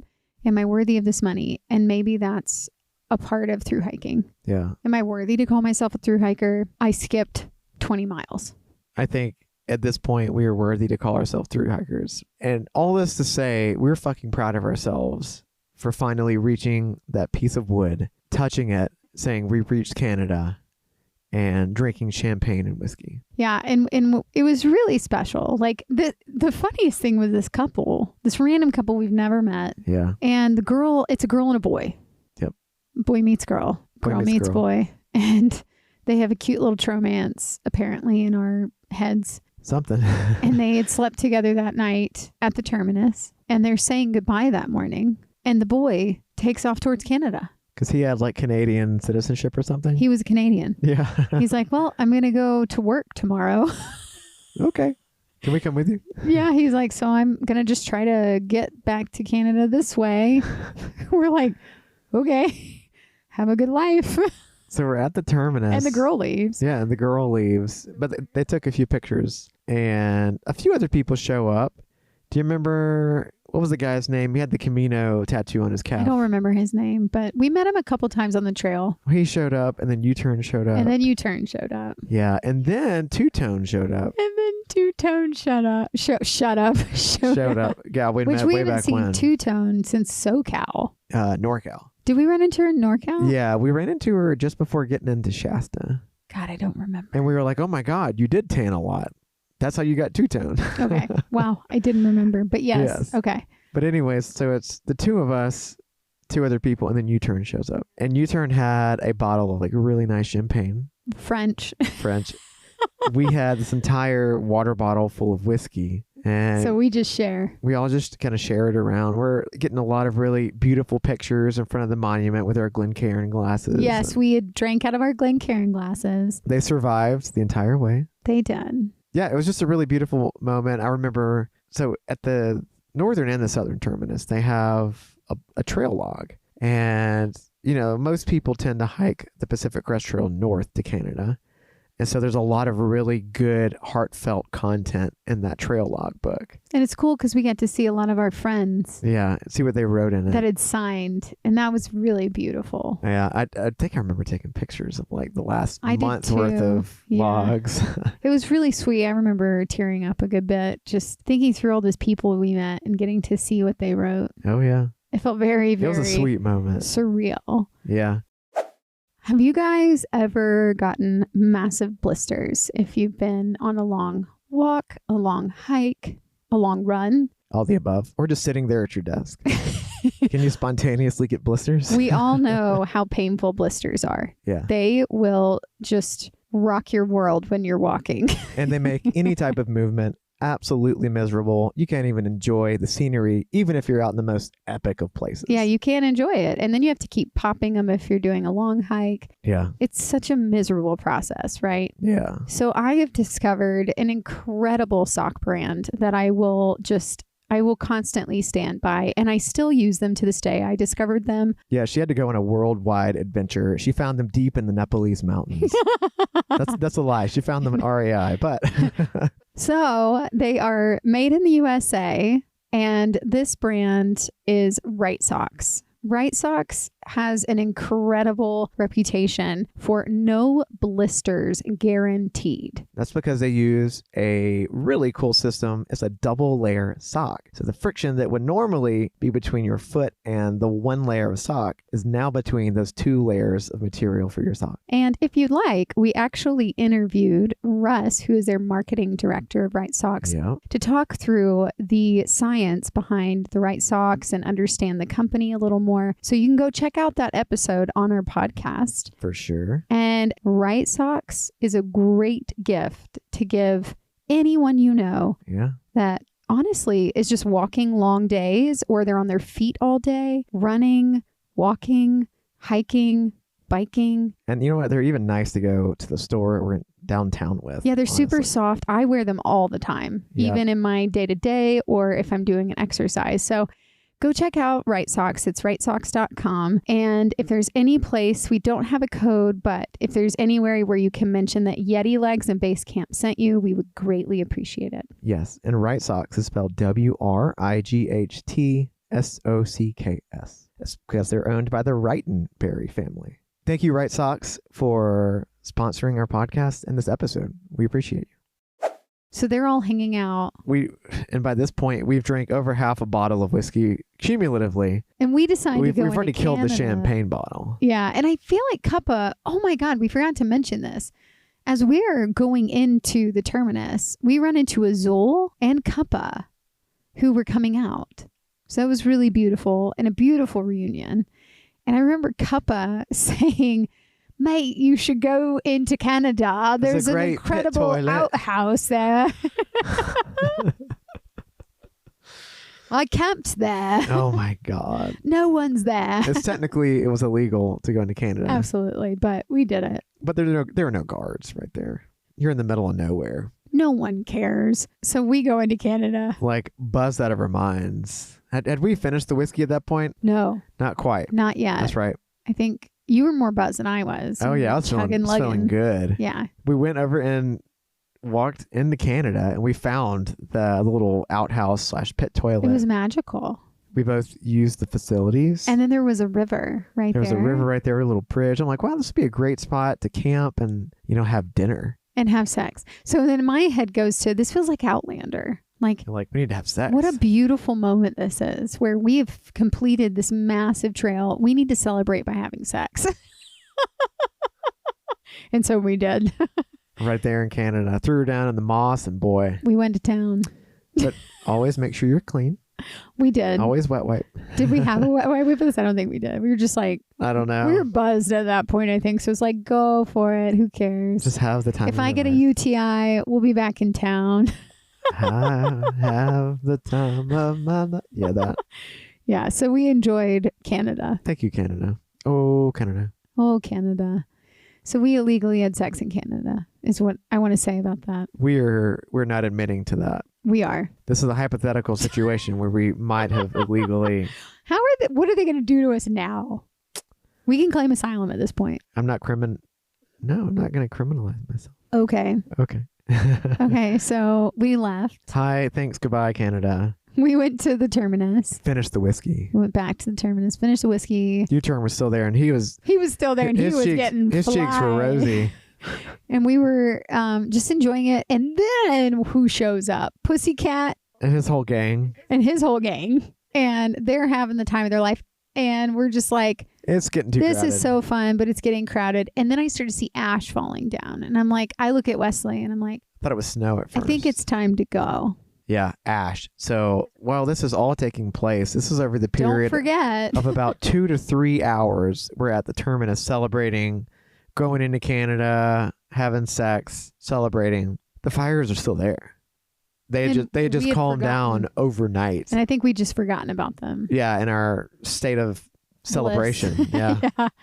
And I see ash coming down, and Wes is like, is that snow? And I'm like, oh my God, this is not good. It's not good. And all of our shit's up there. And I'm like, Wesley, we have to go. And you said you don't remember a lot about us hiking up because you were so buzzed. After an entire bottle of whiskey, yes. I remembered everything. I was pretty buzzed. I was not.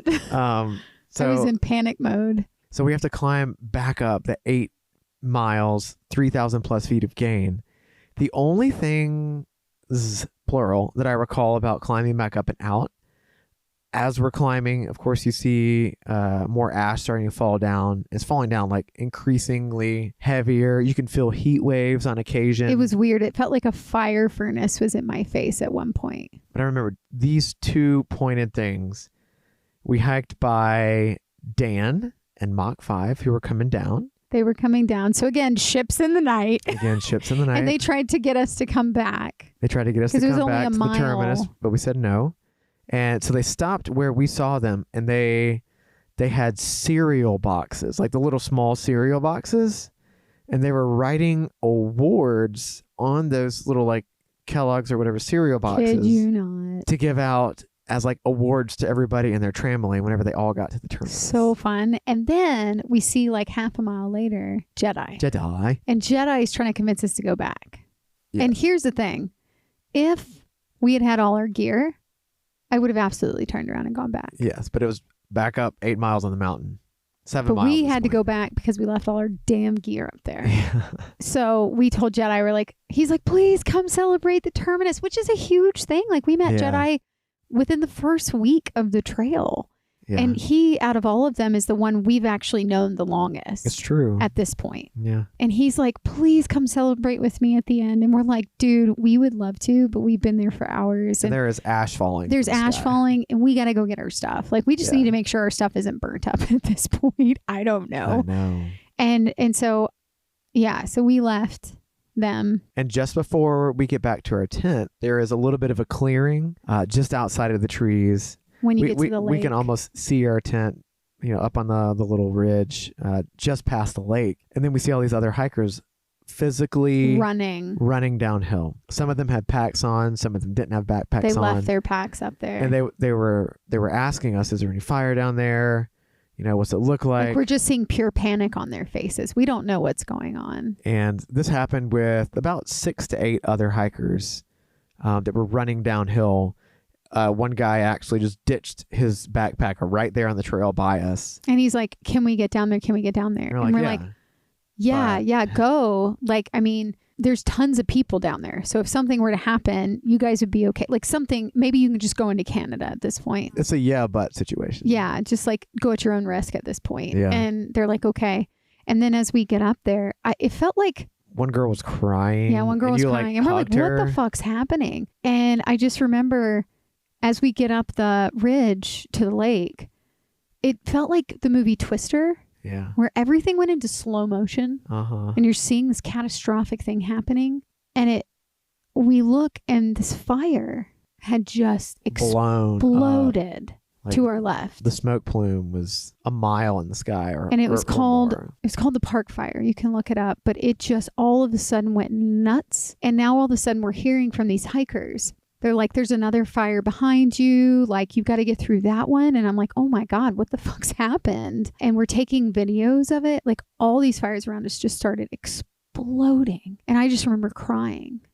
I just started crying. And I was like, the marmots, the pikas. The marmots. I'm literally talking to them. I'm like, guys, get out or hide. Go deep. Yeah. Go deep in the earth. Like, these fires are bad. And we get back to our campsite and we're packing up. And then we run into Power Plant, the kid that saved us that night and was like, come camp with us. Power Plant was with another person. And he's like, do you think we can make it? I'm like, dude, go. Like, you better haul ass. Like, worst case scenario, because there's so many people down there. There's like 30 or 40 people down there at this point. Yeah. Like, worst case scenario, like, you guys just go to Canada at this point, or go to the lake, you know, because the lake was 6 miles, I think, from the terminus. Mm-hmm.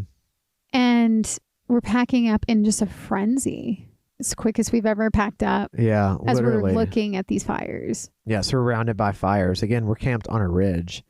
So we have a pretty good view of everything around us. I mean, there's 3 or 4 fires we're seeing exploding. Yeah. Just blowing up. And 1 or 2 of them is really close to the valley that we mentioned earlier, where you drop down like 500 feet. The 2 passes, and you're down in a saddle on this ridge in the valley, and the only way out is to climb back out. So we realized that one of the fires, which they named the Kid Fire. Yeah. So you realize that like it's actually only a mile maybe from the trail. And we have to go down into this valley and get back up. And the fire is just raging. And so we realize we have to pass this fire to get out. Just to get out of the damn trail. Like, we're like, shit, what do we do? We have to get out. And all we could do is just pack up as quickly as possible and start walking as fast as possible. And that's what we did. I mean, that's probably the fastest I've ever walked. And after we pack up our tent and everything, we pack our bags, we start hiking. As we're coming down off the ridge where we had camped, we see 2 younger guys dressed in like browns and greens. Looked ranger-ish. but Yeah. Wesley thinks they weren't rangers. They were volunteers. I think they were volunteers or seasonals. Seasonals. They could have been seasonals, yeah. They weren't like badged marshals. Because you would have done something like that, I feel like, if you were in a situation like a absolutely. biologist. If they're like, hey, we need 2 volunteers to go in and tell all these thru hikers that they got to get the fuck out of here. Yeah. Or camp with them at the lake. Yes. So these 2 rangers were hiking the trail, telling people to turn around, that the trail was now closed from a certain point Like to they the had terminus. Officially closed it. And they were going to go camp. These two ranger folks are going to go camp at the lake that is 6 miles away from the finish line. And they were going to go to the terminus and tell them all.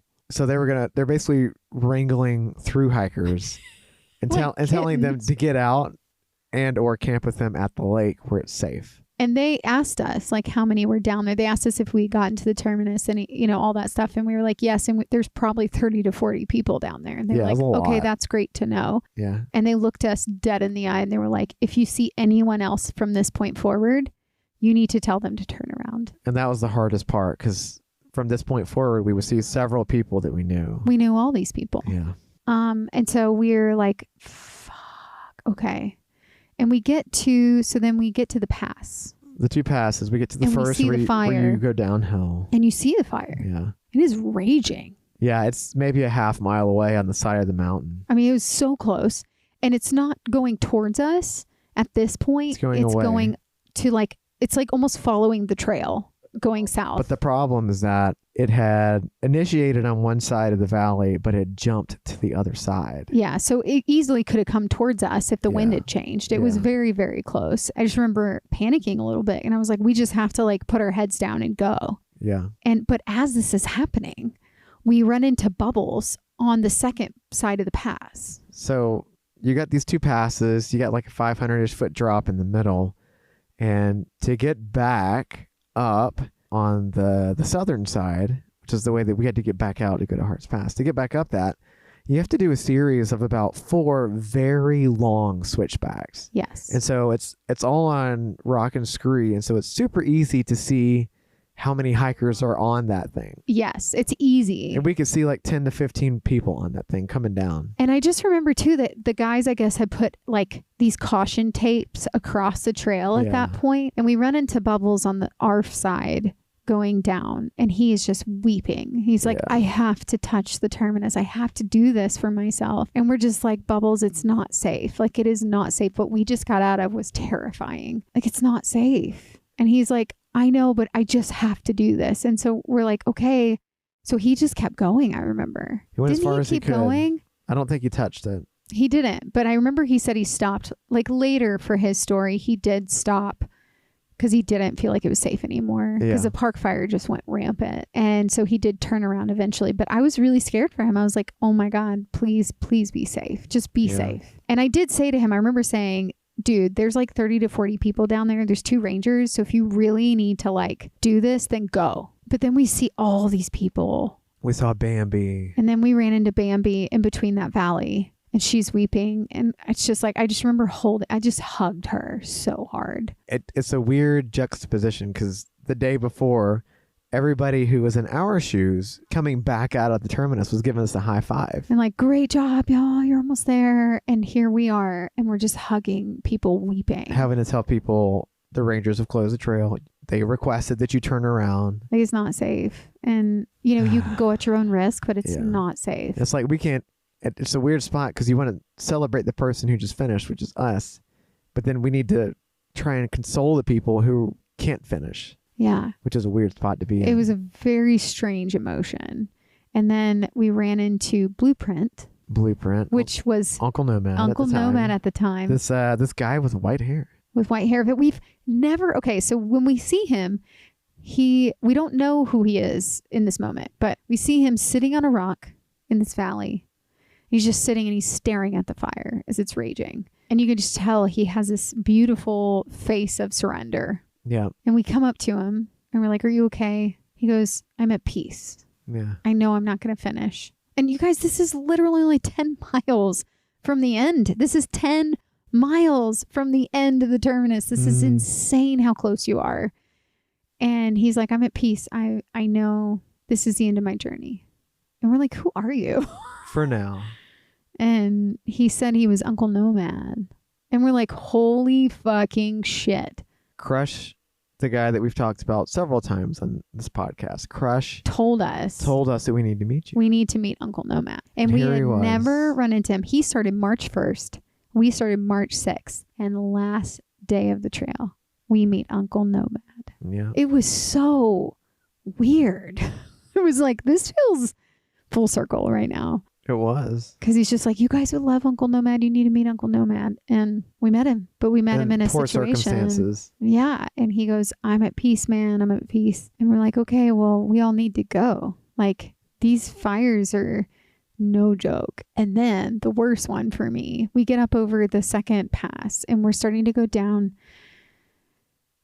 Yeah, a couple episodes ago, we mentioned this couple, Sketch and Treebeard. And they're the sweetest couple. And from they're the like, UK. They're from the UK. They're retired. And they came here to do this trail. And what's interesting is that Treebeard is a retired firefighter. And, you know, coming from the UK, the fire regimes are a little bit different there. But he knows fire when he sees fire. And he said, as they were climbing up that pass that we were descending, he could see the smoke. And he knew, based on the smoke, they were not going to be able to continue. He just wanted to reach the top of the ridge and see it. But the worst part was they see us. Yeah. And we make eye contact with them. Yeah. And I start to see tears welling up in both of their eyes. And he says it. He says, don't tell me. Please don't tell me. Yeah. And I don't know if I said it or you said it, but one of us was like, it was you. Yeah. And you said, like, they told us, like, the trail's closed. The trail's closed. Yeah. And he just starts, you just see tears start pouring down his face. And you see him pouring down her face. And he's like, and that's when he told us, he's like, you know, I'm a firefighter and I know what that looks like. Yeah. And I know it's unsafe, but I just got to see it. And to a lot of people, this might seem like it's a really silly thing to be upset and sad and to cry about. But when this has been your life for 4, 5, 6 months. And you put everything into, I mean, we gave up everything. We sold everything. We quit our jobs. We sold our cars. We sold everything we had and put everything in storage for this. And some of these other folks, you know, they're here on temporary visas. They have a limited time to be here. They've sacrificed a lot. And so to imagine that you're going to get turned around 10 miles. Because of a fire that you had nothing to do with. 2 fires. Yeah. It's like, it's just the most painful feeling to see. Yeah. And especially when you know those people have continued their footpath. Like a lot of them had. That we were running into. And even if they haven't, they're just good, kind people. They're good, kind people, but it's like they've sacrificed and they went through the pain with us and to then get turned around. It was like I was panicking, but now I'm living in their moment and I'm like, fuck, I don't know what to do in this moment other than just hug you. Yeah. And that's it.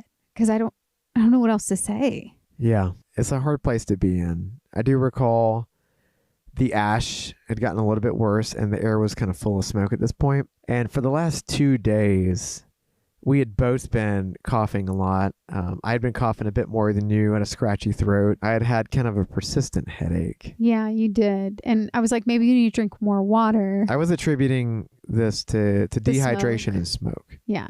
I do remember the ranger saying there's a safe zone. They said, you know, the fires haven't gotten to this specific area. We don't think the wind will turn. It was a trail junction. And it was a trail junction. And this is your safe zone. And I think it was like 28 miles. So we did like 28 miles, I think, that day because we did 8 miles in, 8 miles out. And then we had to do another 16. Wait. Another 10. Sorry, another 10. Wait. No. 8 down. So we need to do another 12. Another 12, yeah. So math.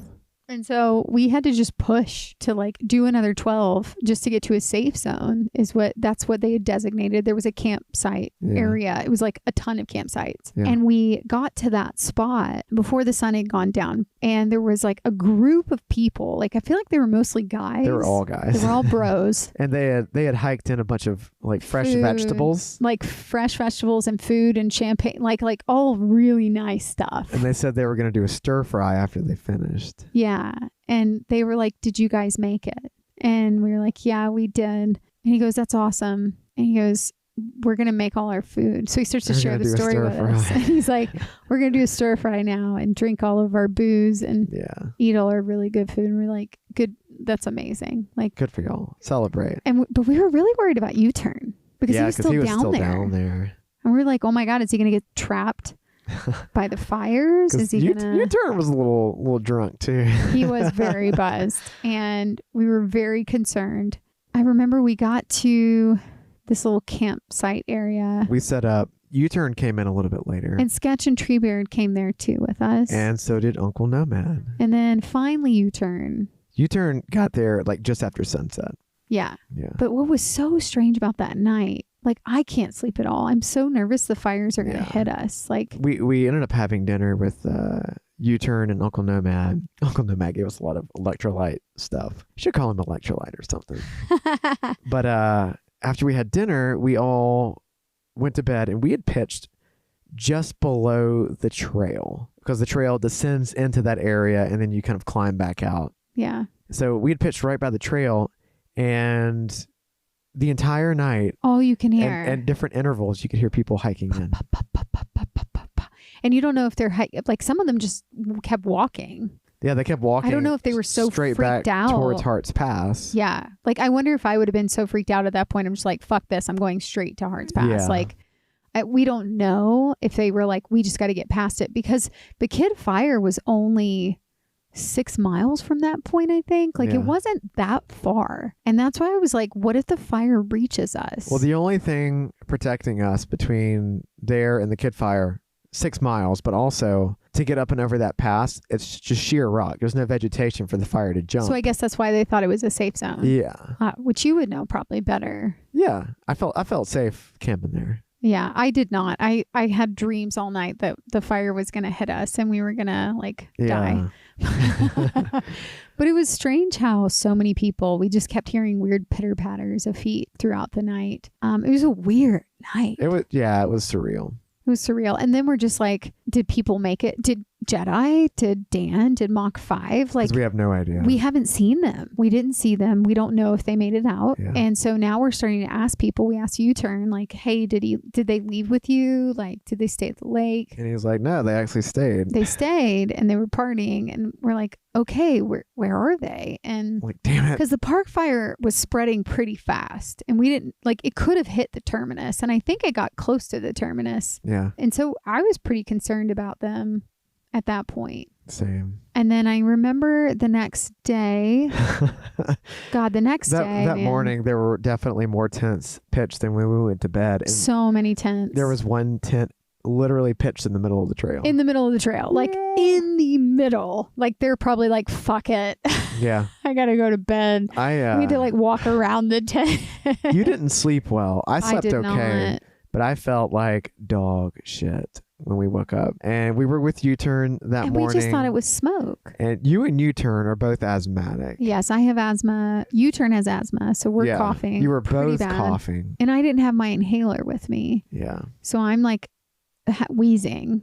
Because the smoke, I remember the next day, the smoke was really bad. Like, I remember U-turn and I were both wheezing. Yes. And we hiked with U-turn the majority of the time. Getting back out into Hart's Pass. So we run into, remember our like Europe guy who had the one beer. Oh, yeah. We run into him and he's still camped in the morning. It's in the morning. He's still there. And I think he's like, getting his coffee or his food. He's like making it or something in the morning, and he sees us. He's like, oh my gosh, hi guys. And we're like, hi. And he's like, oh, I see you come back. And we're like, yeah. And he goes, did you make it? And we're like, yeah. He goes, I'm so happy to hear that. And he's like, I just got to do it a third year. Yeah. And then we run into beast mode. So beast mode went full on beast mode. I don't remember exactly what he said, but he ran by us. Yeah, his mentality was like, I'm going to fucking send it. He's like, I'm a military guy. I'm touching that damn Terminus. And you see, the thing is, so the two ranger guys and the Forest Service had quote unquote closed the trail, but legally the trail hadn't been closed. Not legally. The paperwork had not been processed. So it wasn't illegal to be on the trail. Not yet. And so Beast Mode knew this. So he was like, I'm going to do it. And he's military, so he gets it. He's like, fuck this shit. I'm touching that damn Terminus, And y'all. he was with two other guys. Who also, like, I swear to God, their chests were like puffed up. when we saw them. Oh yeah. And they were like full on like, duh, duh, duh, duh, They were trucking. They were ready to go. And I was like, dude, guys, like, it is so unsafe to keep going. Yeah. And Beast Mode's like, I'm going. Like, it's going to happen. I'm touching that thing. Like, I hear you. And it was just so much smoke. They literally disappeared into the smoke after we saw them. Like, you couldn't see anything at this point. And they made it. And they did make it, actually. We did see a post, but he did say it was terrifying. Oh, I'm sure. And I'm sure it was because they were so close to probably 2 big fires, maybe more at that point. Mm-hmm. It was so unsafe, but I'm glad they made it out alive. We saw Beast Mode pretty close to Hearts Pass. So after Beast Mode and his duo of go-getters, we met a few other people on trail continuing back towards Hearts Pass, but no one that we really recall. And it was creepy though, because all of them were asking if we made it. Oh yeah, they all were. Like every single person we encountered, whether we knew them or not, was like, "Did you make it?" And we're like, "Yes." Yeah, the 3 of us are just hacking and wheezing and not feeling good. And we're like, "Yeah, we made it." And they're it, like, though. "That's amazing." Like all of them, but they are all like, have a look on their face. like, "Damn." Yeah. Like, fuck, you made it. But we realize we are the few that made it. The last few that made it. We're the last of the entire groups that have made it. And we get into Hearts Pass. And there are trail angels, not one, but a few, who had brought in like a pancake breakfast to Hearts Pass. And they were helping to orchestrate shuttles in and out of Hearts Pass. And you guys, there were like, how many hikers? 100? So they had a cloth banner with like PCT class of 2022 on it, etc. That was the banner for everyone to sign who couldn't finish the trail. And I talked to the guy and he said there were over 200 signatures on it. That's how many had come in. Who had come in and couldn't finish. Since then. Because Over I know, 200. so there was a woman who was a ranger, or she was like a manager or something over the park. And we met her. And she was literally telling every single hiker, do not go past this point. Yeah. Like she had officially closed it herself at that point because she was somewhat of authority. But she said that she couldn't legally require them. That. So so if anyone asked, can you legally stop me? She would have to say no. And she told us that, which most people weren't asking that question, but she was saying, you cannot go past this point. Yeah. So it was like a whole legal jargon. But we get into Hearts Pass with like 100 hikers probably in there.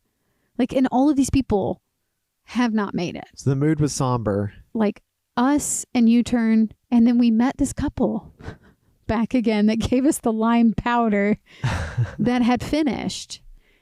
And they were there as well. And we were the only 5.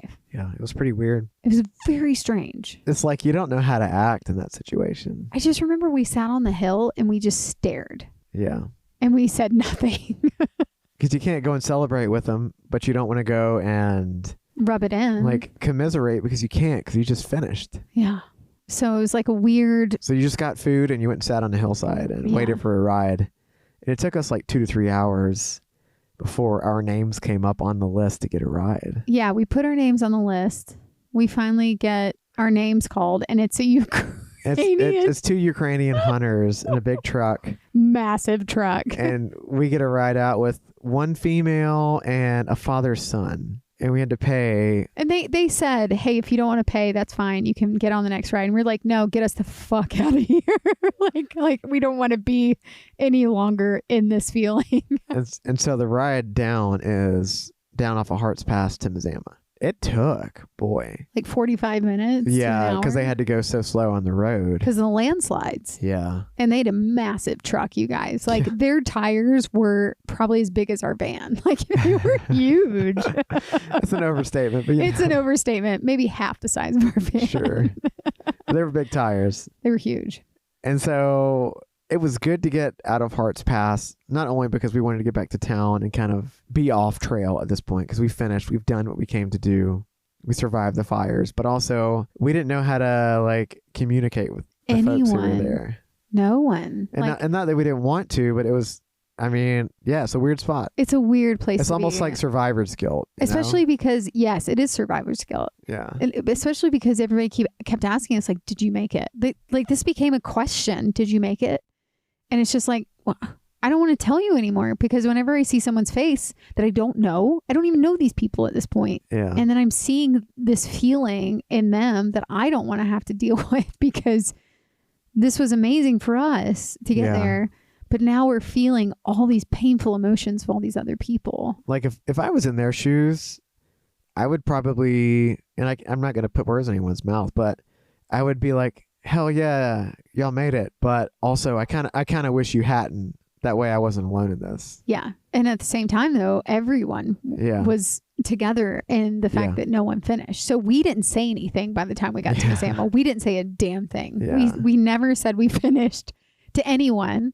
Unless we knew someone that had finished and we were there, we all celebrated together, and they would ask us, did you finish? And we'd be like, yes, we did. And it was great to see some people back at Hearts Pass, because they had constructed like a cardboard monument, and like they were taking pictures with it. It was really sweet. There were some comics there for sure. There was. Like they did.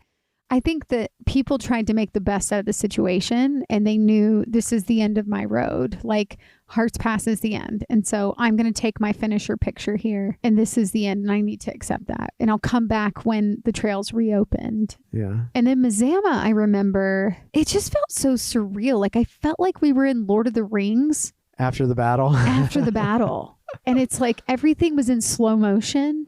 And then they get back to Rivendell, and Frodo and Sam are like in a different experience than everyone else. Like, I'm tired, Sam. I'm tired, Marie. like it was so weird. Like we destroyed the ring in our own lives. I know. And we like get back to this reality, and something had changed. Like something, I don't know if you felt that, but I felt like something had shifted in me. When we were done, like we were in Rivendell, but no one understood us. I was still licking my wounds, I think. It was Wait, what do you mean by that? I was feeling like sicker and sicker. Oh, feeling sick. Yes. Yeah. Yes. The day that we got off of Hearts Pass and back to Mazama, the next day Marie's mom and my their cousin Patty, who lives in Washington, who's also mom's age. So they're cousins. They're first cousins. They look like twins. So they're super close. Yeah. She feels like an aunt to me. Marie's mom had flown in to meet Patty, and the two of them were going to drive down to Mazama and meet us that next day after we finished. She really wanted to celebrate us. And so this was her way of celebrating us. Yeah. Was to fly in and be a part of it. And that was like our ship to the west. Yes. They were our ship to the west. They were. We just had to wait the one more night, and we would be on our vessel. But it was weird. It was so fucking weird. Like the energy was a weird place of grief that we could not. It was a place in which I had to hold space of being like, an empath at that point versus like celebrating and like having champagne all night and eating baguettes. Like it was like this mournful place. Like Mazama was a mournful place. The Lion's Den was a mournful place. Everybody that came in, we didn't recognize any of them. They were all people that were trying to get to the terminus and touch it. And we were like, how do we be here? How do we navigate these How do we navigate this? But we ran into Uncle Nomad. We went to the social house. And we went to the social house with Uncle Nomad that night and had dinner. Trying to feast a little bit. And a sweet Uncle Nomad, which we didn't even know this at the time. We found this out later. Like this was his, second, third attempt to do, or he'd already done the PCT and finished. So like, not to discredit at all that he finished, but he also had already done it. So he could have peace and move on in his life. And he went back and finished. And he went back and finished later because he had the time and the capability to do it. But like, so Uncle Nomad's energy with us was way different. So he was we were chill, man. Super chill, super excited for us, celebrating us. We were having beers. So we were hanging out with Uncle Nomad, and we had the best time with him. Like we truly bonded with him that night. We did. We ate a shit ton of food there, and I was like, let's get some food to go. And while we were waiting for the food to go, like I went from like 90% down to like 10%. And I was like, Marie, I need to go back. And I'm super concerned. I need to go to the Lion's Den, and we still have to pitch our tent. Yeah. And I need to sleep. And I was really concerned about you. Because then I had all this food, and I'm like, you don't want this food? And you're like, no, I don't want this food. I was like, I can't eat it right now. Which I'm shocked. Didn't we have the food out in the vestibule? Yeah. I'm shocked a bear didn't get it. I know. Now that we know that story about the bear. But Wesley, all of a sudden, like, we pitched a tent, and we're going to bed, and Wesley's like shaking, like he's shivering. I'm like, oh my God, are you okay? And he's like, I feel horrible. Yeah, I had like a delirious headache, and I was shivering, and I was very concerned. I mean, all I could do is from like 6 o'clock in the evening until whenever was shiver and try and sleep, and then wake up, rinse and repeat. And the next morning we wake up, and I remember I do feel a little bit better, thank goodness. You feel a little bit better. You're able to talk at this point. I couldn't like hold a conversation that night. And I remember that there was a couple that pitched right beside us that we ran into. That was, as we were coming out of the Terminus, they went into the Terminus. Yeah. And they actually had pitched right beside us. So we wake up. Oh, the Asian guy and the white gal. Yeah, no, she was Asian. But I just remember having a conversation with her and the next morning and asking what happened after we ran into them. And she said it was really scary. The fires. Yeah. What'd she say? She said that they could have stayed at the lake. They ran into the guys. And they decided not to. They said, you can either stay with us at the lake. Uh-huh. And I think she said that they did stay with them for a bit. And then they like finally found a window and they decided to like get the fuck out. Good call. And the guys were like, yeah, get out now if you're going to get out. Like, here's your window. So she said they hiked for like 30 plus miles to get out. Dang. Like they didn't stop. She said it was terrifying. Yeah. That's all I remember. And then I remember like looking around and going, hey, congratulations. And she goes, thank you. Congratulations to you guys too.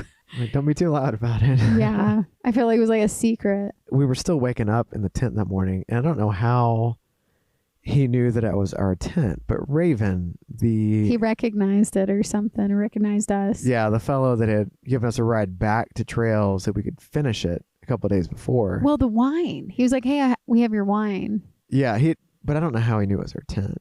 But he had come up to our tent that morning, and he saw us out of it because I think we were already out at that point. Was it. Yeah. He was like, hey, I've got your wine, but also I need to let you know that I tested positive for COVID. And we were both like, oh my God, no. And I was like, that's what is wrong with me. I have COVID.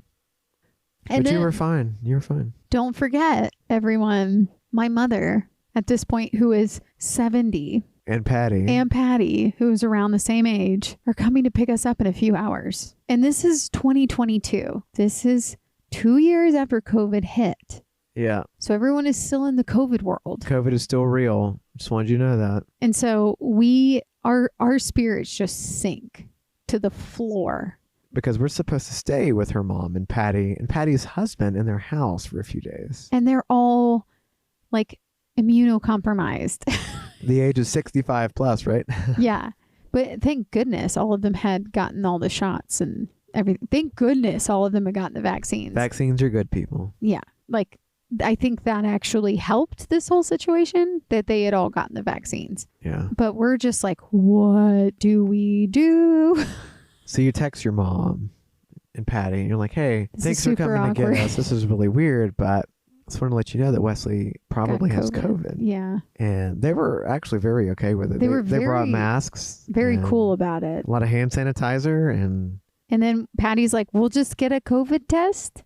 Yeah. And we'll take you back to the house and you can take it and then you can isolate if it's blah, blah, blah. But, we're all vaccinated and I feel okay. And apparently they had just gotten COVID is the thing. Like Patty and her husband. So they had antibodies already. They had just gotten COVID like a week before or just gotten over it. I think mom had also just gotten COVID or something. Uh-huh. So I think they were all like, you know what? Still good. If we're going to get COVID at this point, like that would be shocking because we all just got it. So come on anyway. We'll come pick you up.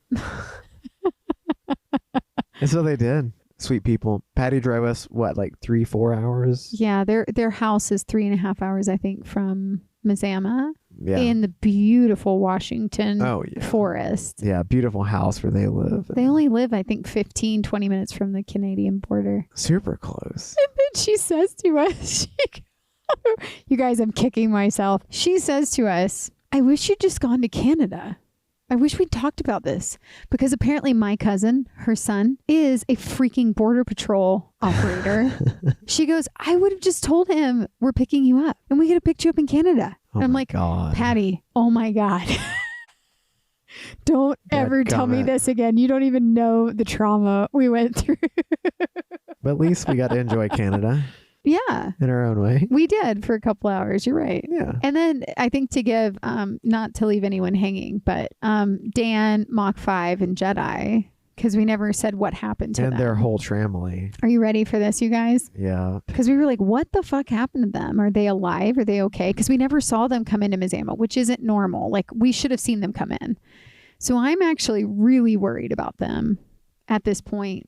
When we find out a couple days later that one of them in their whole family gets this idea and is like, apparently they gotten a Garmin message from someone up in our world saying, hey, these fires have really blown up. They're shutting down the trail. You guys are fucked, pretty much. Yeah. Like, you're going to have to camp at the lake or you're going to have to get the fuck out. And one of them gets a bright idea and is like, why don't we just SOS? And they were so close to Canada. Canadian Mountie. Search and rescue. So they said that what happened is Canada answered the call and came in a helicopter and a Mountie comes out. Like, they land the helicopter. A Mountie comes out and tells them to go to Canada and that they can seek asylum. And they had a host family for a day or two, made them a big lasagna. They showed us. Bougie. Like, how did we run back into them? They showed us all of this. Why did we know this? Because the Jedi show us this when he came to stay with us. Yeah. I was like, Wesley, why didn't we just take all our damn stuff down there and just hang out for the whole day? Like, if I could go back, that's what I would have done. But then again, you would have had COVID in Canada, which would have sucked. And Canada probably would have like put a whole thing on you. No more Americans. They probably would have like quarantined you for 20 days. Oh yeah. I'd have been in, what's it called when you're in a cell by yourself? You would have been like, whatever. You would have been quarantined. I would have been, yeah. And then I would have been staying with a family. Oh, yeah. For like 10, 15 days for isolation to make sure I didn't get it. Like, they would have quarantined us. Uh-huh. But what's strange about this whole thing, I never got COVID. It's pretty phenomenal, to be honest with you. What we've learned about us in COVID is when I get it, Wesley doesn't get it. When Wesley gets it, I don't get it. That's so odd. And because I've had it twice. Yeah. You've had it twice. I have, yeah. I don't know. Our antibodies just seem to accept each other. You know, our time at Patty's house kind of all ran together. Really, all I remember is that Patty fed us really well. She cooked a lot of really good food. the Rings of Power had just come out, so we all watched that. Yeah, with Mom and Patty. Yeah, and then did Mom take us back? We flew back. But they took us. Oh, they took us to a bus station. With your mom, yeah. Sweet mother. She still stayed with Patty, and we went and flew to San Francisco, and we hung out with Amber and Ryan. Yep. And then we flew to Georgia, Florida. You're right. Florida, that was a whole thing. And then we drove to Georgia. Yep. Giveaway alert. Giveaway alert. Listen to this promo if you want a free beanie. So you guys. It's cold outside. It's cold outside. And when it's cold, you really want to snuggle up with your favorite. Shot of whiskey. Sure. Or your favorite Scottish, your favorite Scotsman. Scotsman, which is you. Hey, yes. Well, I like You're that. Very cuddly. Yeah. Hi. Or your favorite Leve outdoor layer. And we can vouch for them up and down, sideways, forever and ever. We have taken them on every single backpacking trip, every single through hiking trip we have. It is super, super ultra lightweight, mid-layer type of, what am I trying to say? Polar Tech. It is a Polar Tech-like material. It's called the Alpha material. Yes, and it's truly like, what did I take it on? I took it on the AZT. I took it on the Colorado Trail. Yeah. I took it back on the AZT. Uh-huh. And I will swear by it that it is one of the best pieces of gear in my backpack. Packs down like really small, which is awesome. They're really cool colors. I've got a canary yellow and you've got like a orange candy corn. Is that what it is? Candy corn orange? It looks like a candy corn orange. So if you go and check out their website, we do have a discount code for you. And what's the discount code? The discount code is Yeti walks into Basecamp. And how much will that get you and off? That will get you 10%. 10% off. That does not stack with other promos. A lot of time Leve or Cameron, the owner, has promos offered on their website, and they might be a little bit more than 10% off. So just know they don't stack, and please always use the higher percentage off. And we love supporting him, you guys. He is a cottage company. He is himself and his grandmother, and his wife helps as well. Yep. I'd say even his kids help. Yep. But please go support him. And if you are the first one to email us, and I think for this one, I want to hear the sickest you have ever been on a hike. It doesn't even have to be a through hike or a backpacking trip. What is the sickest you have ever been on a vacation, on a hike? On a hike, like on a trail, just on a trail, a dirt trail. I want to hear how sick you've been. And you will be the proud owner of a free beanie, a free Leve beanie. I believe they're Alpha 90s. No, they're 120s. Ours are. I think he's got some 120s, but I don't know if that's he's got the most variety of the Alpha 90 beanies. And they're different colors. They're a lot of fun. So yeah, you'd get yourself your own little Christmas gift, or you can give it away to a friend. So shoot us an email with the sickest you've ever been on any trail, and we'll coordinate with you to try and get the right size for you. Yeah, not to meet, to try and get the right size for you and what color you would like. So thank you. And if you do go to his website and order anything at all, please let them know that Yeti and Basecamp sent you. Yes. Thank you, Leve, for supporting our podcast and for sponsoring this episode. All of that to conclude, we did finish the trail by a very narrow margin. Like by the skin of our teeth. Literally. And there's no teeth on your skin, which is a point. What is it? The skin of our... The skin of your teeth. That's the point of the saying. Oh, really? Yeah. Oh. There's like really no skin on your teeth, you know? So we shouldn't have finished, is what you're saying? We should not have, but we did. We were in a very slim, we found out later that we were in a less than 1 percentile that actually completed our footpath and finished the trail that year. It's crazy, in 2022. Man. It's crazy. It's wild. So we feel we're very fortunate to have finished it. Yeah, we're really thankful. And I don't know, do you have any to finish up this whole PCT adventure? What was your high and low? Oh boy. My low was probably, I would say, either climbing up Pincho Pass was a low day for me. You were really sucking the hind tit that day. Or the day that I'd eaten bad cheese the night before, and then it was a downpour. And then you got hypothermia. And I went beginning stages hypothermia. Yeah. Those are my two lows. They're kind of on par with one another. My high, man, there's a lot of highs on that trail. You know, just thinking right off the rip, my mind goes back to Big Bear Lake when we were all hanging out at, it was called The Social. We had reunited with Deuces, Optimist, Roy the whole tramily. Tumbleweeds party, and Optimist was giving out nut butter to some of the locals. It's so much nut butter. You know, when I think back about the good days of the trail, I always go back to early SoCal because we were all still kind of young in it and getting our trail legs and figuring out the whole through hiking thing. We were all innocent together. Because it was all of our first through hike, you know? Well, I guess most of us. Some of us had done the part to the AT, but they hadn't finished it. They hadn't finished it. And Jedi. But yeah, I think the early days of SoCal and specifically Big Bear Lake, hanging out with everyone at the Social was a lot of fun. What about you? Gosh, I feel like I had a lot of low moments on the trail. Any burn zone. Oh my God. I really loved seeing Cinnabear in Lassen. Oh God. That was a sweet moment. And I swear I'm still going to make an animation about it. I'm still going to do it. I'm going to do it because that's a really powerful. Yeah. That was a powerful moment for me. Seeing Cinnabear in the middle, just surrounded by burn and stuck. Yeah. That was really sad, but I have hope. I think some lows for me. I remember at the very beginning when I was really struggling with the heat. In the SoCal desert.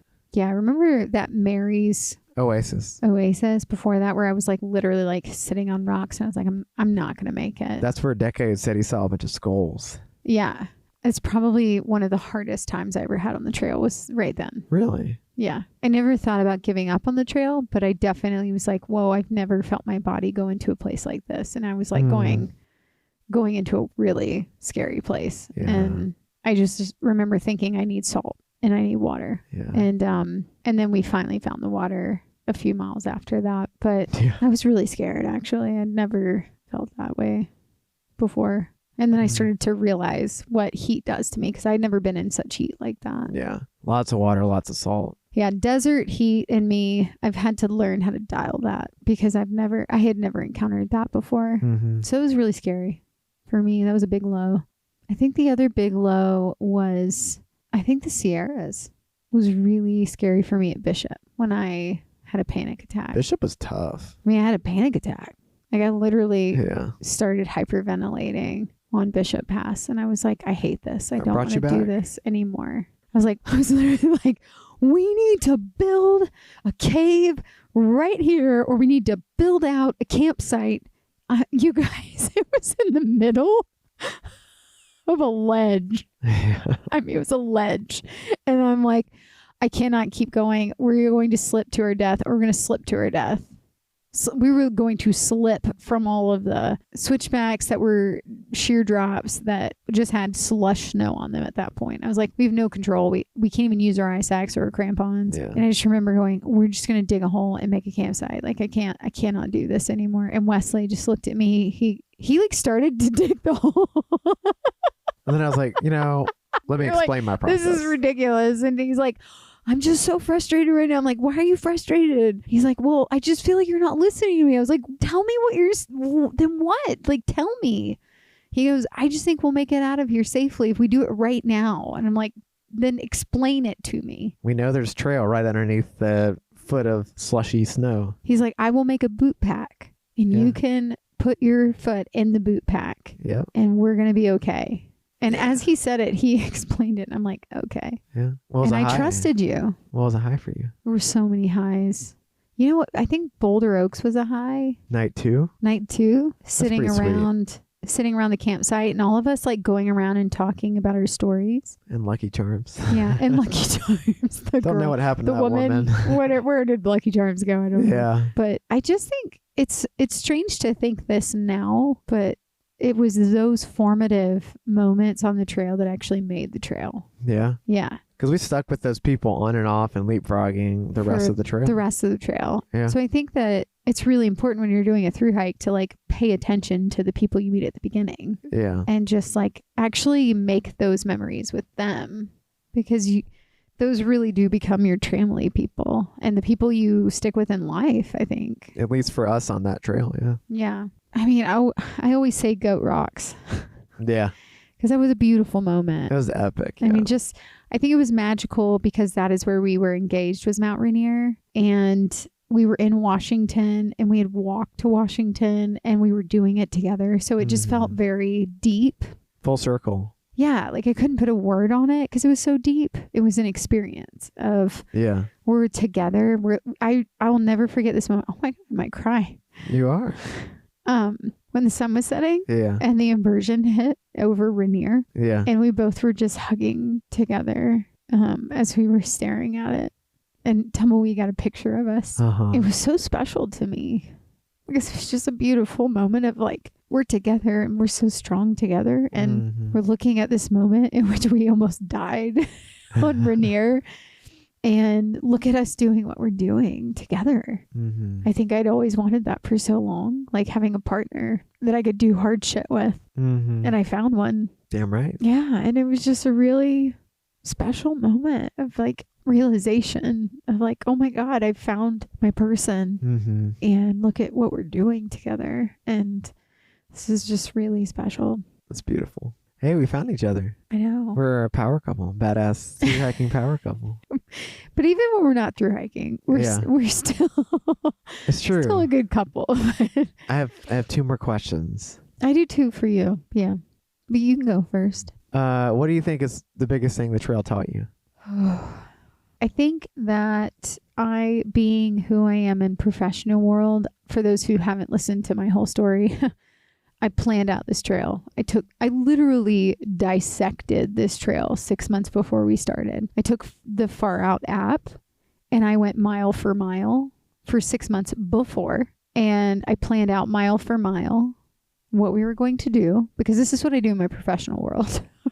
And so I was like, well, I'm just going to do it in our real world. And I went mile for mile and I found all the campsites, the water sites, the trail towns. Where do we need to send resupply boxes? I literally researched everything, and I was like, this is what we're going to do. I think what I had to learn in the process and the journey, especially with you there, because it wasn't just me. Like if it had just been me, it would have been probably way different, because it's like, okay, I'm going to stick to my schedule and my rule book because I created it. But Wesley didn't, he's Wesley. He's not going to stick to my schedule, my rule book. Nope. So like there would be days where we'd be like, I want to take a 00. And I'm like, no, but my schedule says 10. And we had to come to a head where like in my profession, I am really good at being able to say, okay, if we don't do this, we're going to hit fires. Yeah. So in my profession in film, a director consults me. And if I say, hey, if you get this one more time, you're going to go into overtime. Like that is literally what I'm good at. And so there was a point in which I had to say in NorCal, if we don't push miles based off the schedule I created, we're going to hit fires and we're going to have to like skip ahead 500 miles. Like this is the reality we're in. But I also had to learn how to let go, because Wesley was more about the journey, and he was more about being in the present and enjoying the moment and enjoying the lake and enjoying the river and enjoying the town. And I had to seriously let go and go, what's more important in this moment? You finally started to around Washington. You did. But I think what I figured out before then is that what's more important is our relationship's more important. Like our relationship is more important than us finishing the trail. Yeah. I mean, like that's just the end all be all.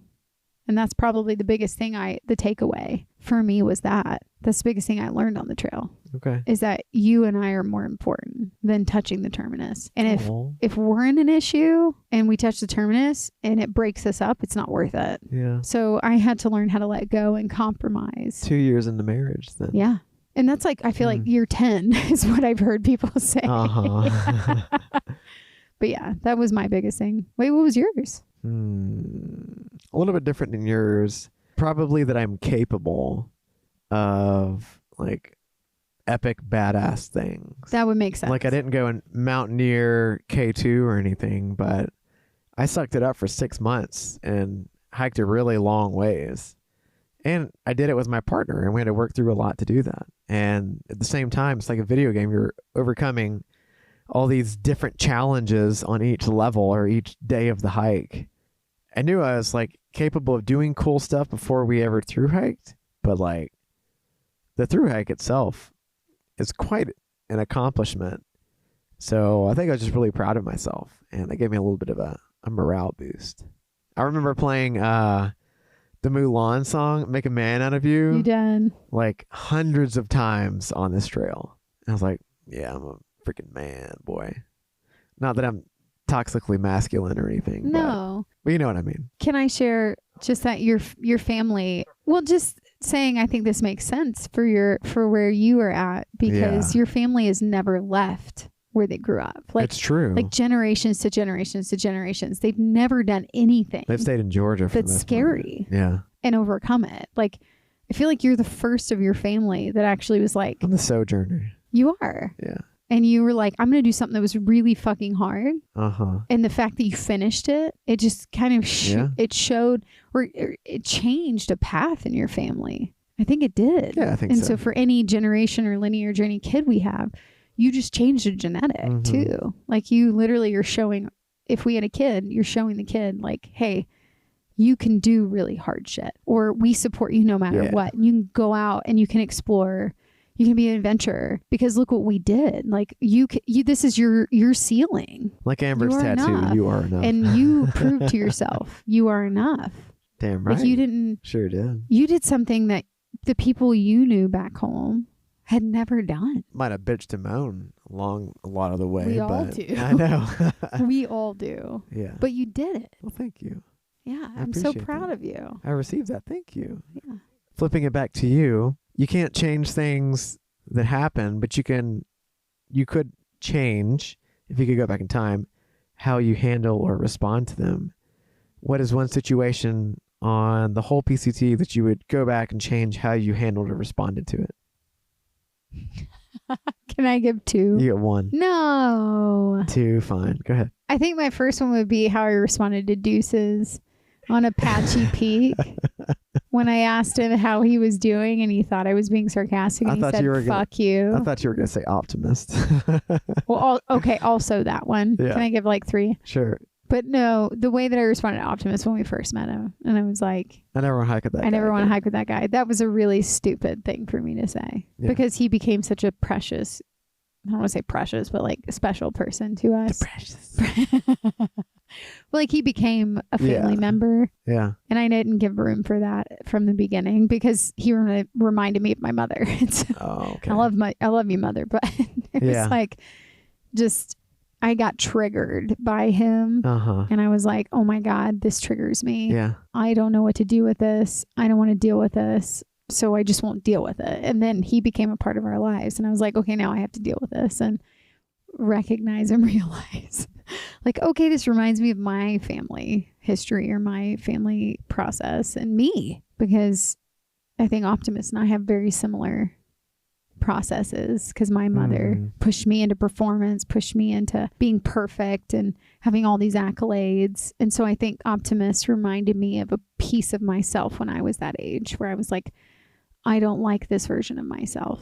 But then once you got to know him, he's just the most beautiful person and he's so filled with life and goodness and and kindness and generosity. And so, yes, that's a big one. But deuces, when he said to me, so on Apache Peak, after all the carnage and the huge windstorm overnight, tents had blown down, our tent had not blown down, and he's across the way, and I'm like, how did you sleep last night? And I genuinely was being authentic. And he goes, fuck you. Flips her off. Which I didn't know deuces at the time. Like, she was like, fuck that guy. I was so angry, you guys. I storm off and I am bitching about him for the next 30 minutes. Until we got to the snowy traverse where he could have died. And then I talked to him about it. I'm like, deuces, it really hurt my feelings when you did this. And he goes, what? I thought you were joking. Like, I thought you were really being sarcastic. I was like, oh. See, so moral of the story is always communicate. Yeah. And then my last is that I regret that not that I can stop myself from having a panic attack like that, but I regret that I didn't talk to you more before I was like, no, on Bishop Pass, where I'm like, no, this is what we're doing. Like, okay. I think I would just, something I learned about myself, and I still do this, and I'm working on it, is when I'm in panic mode, and I hope you figured this out by now, when I am in panic mode, you go to doomsday scenario or survival mode, I go into, this is what we're going to do. I don't even give you an option. I make a decision, and this is the best decision for both of us. Yeah. Or for all of us. Yeah. And I don't hear out Wesley's side first before I make a decision in a survival mode or doomsday mode. Like, I don't say, hey, what is your thoughts here? So I think that's a regret I had in that scenario. And I feel like you continually teach me that as we do stuff like this. Well, thank you. I need to stop myself and recollect and go, hey, what is your opinion first before I just react? Yeah. Okay. Well, that was my last question for you. What about you? I think I would have taken less zeros at the beginning, really? or demanded less zeros. We would have finished with a less stressful ending. We would have probably finished with Tumbleweed. Yeah. But we may have not had that moment at Goat Rocks with Tumbleweed. So everything happens the way it does. But I would have probably, now knowing what I know about through hiking, I would have taken less zeros, because by the end of the trail, I didn't want zeros. So yeah, that's what I would change. Anything else? No. Okay. That's what I have. I thought I handled navigating. You did. Us pretty well. You did. You did very well. I got to give you a lot of credit for that. Yeah. I had a lot of meltdowns, and he accepted all of me. Did you have any other questions for me? Yes. What's up? So we ask people that we interview a lot this question, and I'm going to ask you, what advice would you give our listeners from what you have learned from the PCT? My advice, do not compare yourself to other people. If someone's hiking faster than you only have to keep up with them if that's somebody who's part of your little tramway or someone that you want to, connect with. You don't have to compare yourself to their speed. You don't have to compare yourself to how light someone's loadout is just because you saw them on YouTube, just because they're famous. Who the fuck cares? Like, do it in your own speed. If you don't want to through hike and you just want to do weekend hikes, do weekend hikes. We have discovered that you can appreciate and soak up nature more doing weekend hikes than you can doing a through hike, unless you're someone unnatural like Nick Fowler who loves hiking 4 hours ungodly amounts before the sun rises, and you like seeing the critters of the morning and sleep 4 hours a night. But us, I feel like we appreciate nature more when we have time to soak it up instead of having to blow through miles to get to a destination. So yes, do not compare yourself. And I hope that as we continue this podcast, we open up a space of more understanding for people of different hiking styles and speeds, instead of coming off a bit elitist like we did when we first started this podcast. So, yeah. That's beautiful. Well, thank you. Do you have any other questions? I don't think so. Yeah. Well, folks, that was about a 3-year journey you just went on with us as we... 2.5. 2.5, yeah. As we recounted our trek, our adventure, our voyage, our sojourn through the Pacific Crest Trail in 2022. It took a long time to get here. I mean, it kind of feels like the journey we had. So we hope honestly, you felt it with us. Yes. And we hope that our ending was worth the long wait. And yeah, we were super glad to have been able and fortunate to have been able to finish the trail. And we appreciate all of you who have listened through the entire saga with us, or even if you came in midways.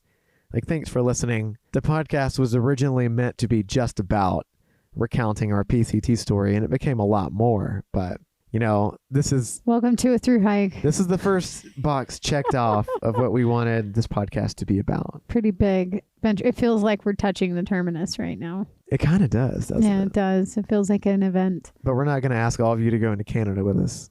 What happens in Canada stays in Canada. No, we're really appreciative of that. And now we're going to switch over to telling stories from our listeners who have sent us stories in from different requests we've had from our care packages. We are really excited to tell these stories. We've been waiting to tell these stories. Yeah. And so keep tuning in to hear these funny or gross stories from our listeners. You know, it's been almost 3 years, and we're looking at tweaking some things for our podcast, and we want to get a bit deeper into the storytelling and maybe the way that we tell stories. And we think a really engaging thing would be to have episodes where we just tell other people's stories, and we're not talking between the two of us about something we've already done. So we love to tell your story if you've got one. Yeah. Whether it's about hiking, whether about a scary encounter, a funny encounter. We really want to tell stories as well. Yeah. We feel like storytelling is the way to go. It really is. And so we'd love for you to email us at yetiwalksintobasecamp@gmail.com. With any stories. With any stories, because we want to tell your story. And of course, if you ever have any questions, feel free to shoot us an email with that question, and we'd be happy to answer it via email or on the podcast. We're kind of stepping away a little bit from social media. We feel like our lives are a lot healthier without social media. Mental wellness is much better. Yeah. So I don't even remember what social media is anymore at this point. It's been a few months since I've been off of it. I bet it's been sweet. I don't even remember it. I don't even know what Facebook is anymore. So we still have our email, and we still have a Patreon, which you can pop on. One day, maybe we'll even have a website. I guess we'll see. That'd be sweet. I want you all to know, I know you've been if you've been still listening to us at this point in the episode, just know I am half a bottle in right now. Yeah, she's a little loosey. This is how long we've been going. Yeah, our recorder with a break in here is a long. All right, so we're going to read some of these stories that have to do either with really crappy water situations or really cold situations in which folks who have won care packages from our podcast sponsors have basically sent us their tales. So this is from Caitlin, aka Dog Worker Girl. This is a story about a really cruddy water situation. Hello to my favorite through hikers. Do you have a funny story about getting Giardia from a trip that might give you a chuckle? It's more a reminder, though, of why you should never drink an untreated water source. To be fair, I didn't do it intentionally. So 5 years ago, I went on a camping trip to Flaming Gorge for my birthday with some friends and the guy I was dating at the time. It was August and really hot, so we all decided to hop in the water and swim around for a bit. We were having beers and hanging out when my boyfriend decided he wanted to try and swim to the random island that was a pretty good ways off. We all watched him, and while waiting, I grabbed a beer on the beach that was open, thinking he had just left it behind on accident. I took a sip. I thought it was odd that instead of beer, it just tasted a bit like water. I took another small sip and figured maybe some lake water had gotten into it, and so I didn't drink anymore. When my boyfriend got back to the shore, I asked him about the beer, and this idiot said that instead of flattening his empty can like a normal person and throw it in on shore, he had filled it with lake water so it wouldn't blow away. I was not pleased, but kind of forgot about it, and I didn't really drink that much anyways. Flash forward to about 3 days later when I'm out for dinner with my mom and said boyfriend, and tell them to pull over into the Taco Bell parking lot, where I proceeded to blow up the bathroom for an hour. It was a horrible evening, to say the least, and the boyfriend just kept saying, "Are you sure it's Giardia?" I've never experienced that before or since, and it was definitely not food poisoning. So while this isn't really a filtering mistake exactly, or even anything I did wrong, it's a lesson to maybe not fill your cans with lake water. I just thought you'd get a little laugh from the story of stupidity. I definitely am diligent about my water sources to never have that happen again. And this is from Caitlin about a cold story. I'm going to guess that you're not still dating that boyfriend. Oh no, I doubt that. I would have broken up with that person in a heartbeat. Yeah. You clearly don't know backpacking or even outdoors 101. No, and that feels like a big test. Exactly. They failed the test. Exactly. Oh my gosh. Leave no trace, people. Please leave no trace. Oh, thanks for sharing that story. This is also Caitlin. This is coldest backpacking story. Here we go. I've had a few miserably cold trips, so I went with this one that made me laugh.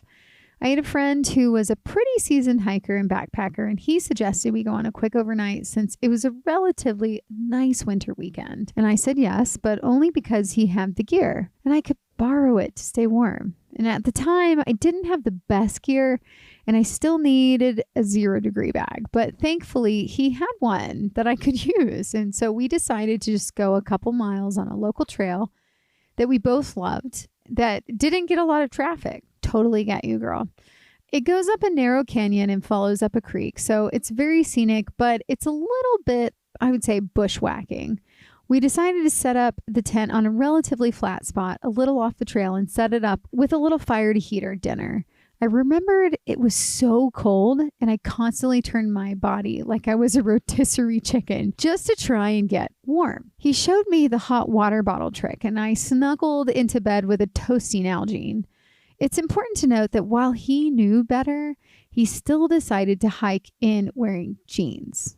He just felt better in them, is what he said, than most hiking pants.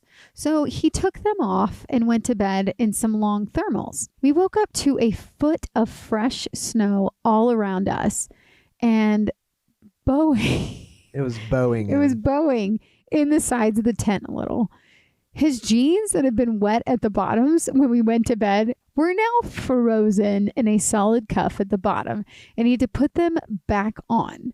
So glad I never made that mistake. We both had a dog with us, and after releasing her from the bottom of my sleeping bag and packing up all the cold, wet gear, we had to follow the dogs out because we could no longer see how to get back to the trail with all of the snow. We all made it back safely, but damp and cold. Definitely don't wear jeans backpacking, y'all. That's funny. That's she gave amazing. She gave us one more story to tell. This is another water one.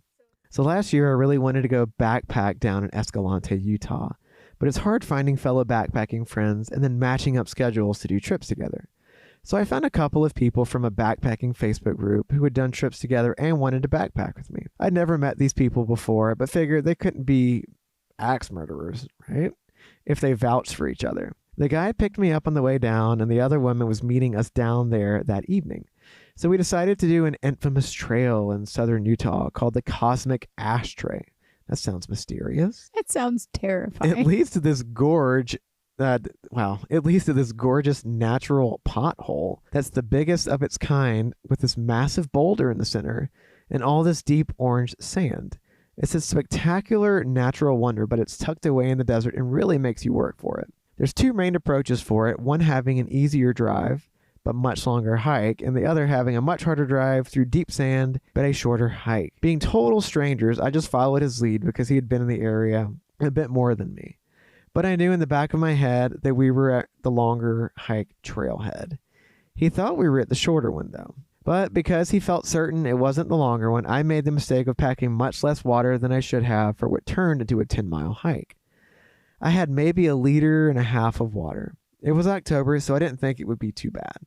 The problem is, southern Utah has very little shade coverage, and it was still over 80 degrees that day and full sun. We got lost a little bit, which this trail is notorious for, as there are a few cairns and the map jumps around a lot when sandstone cliffs are around you. We made it to the ashtray, but by this point, we were both on our last bits of water and knew we still had at least 4 miles back to the car. We started back, dragging feet through deep sand and scrambling over hot rocks. I could feel heat exhaustion coming on and started to feel nauseous.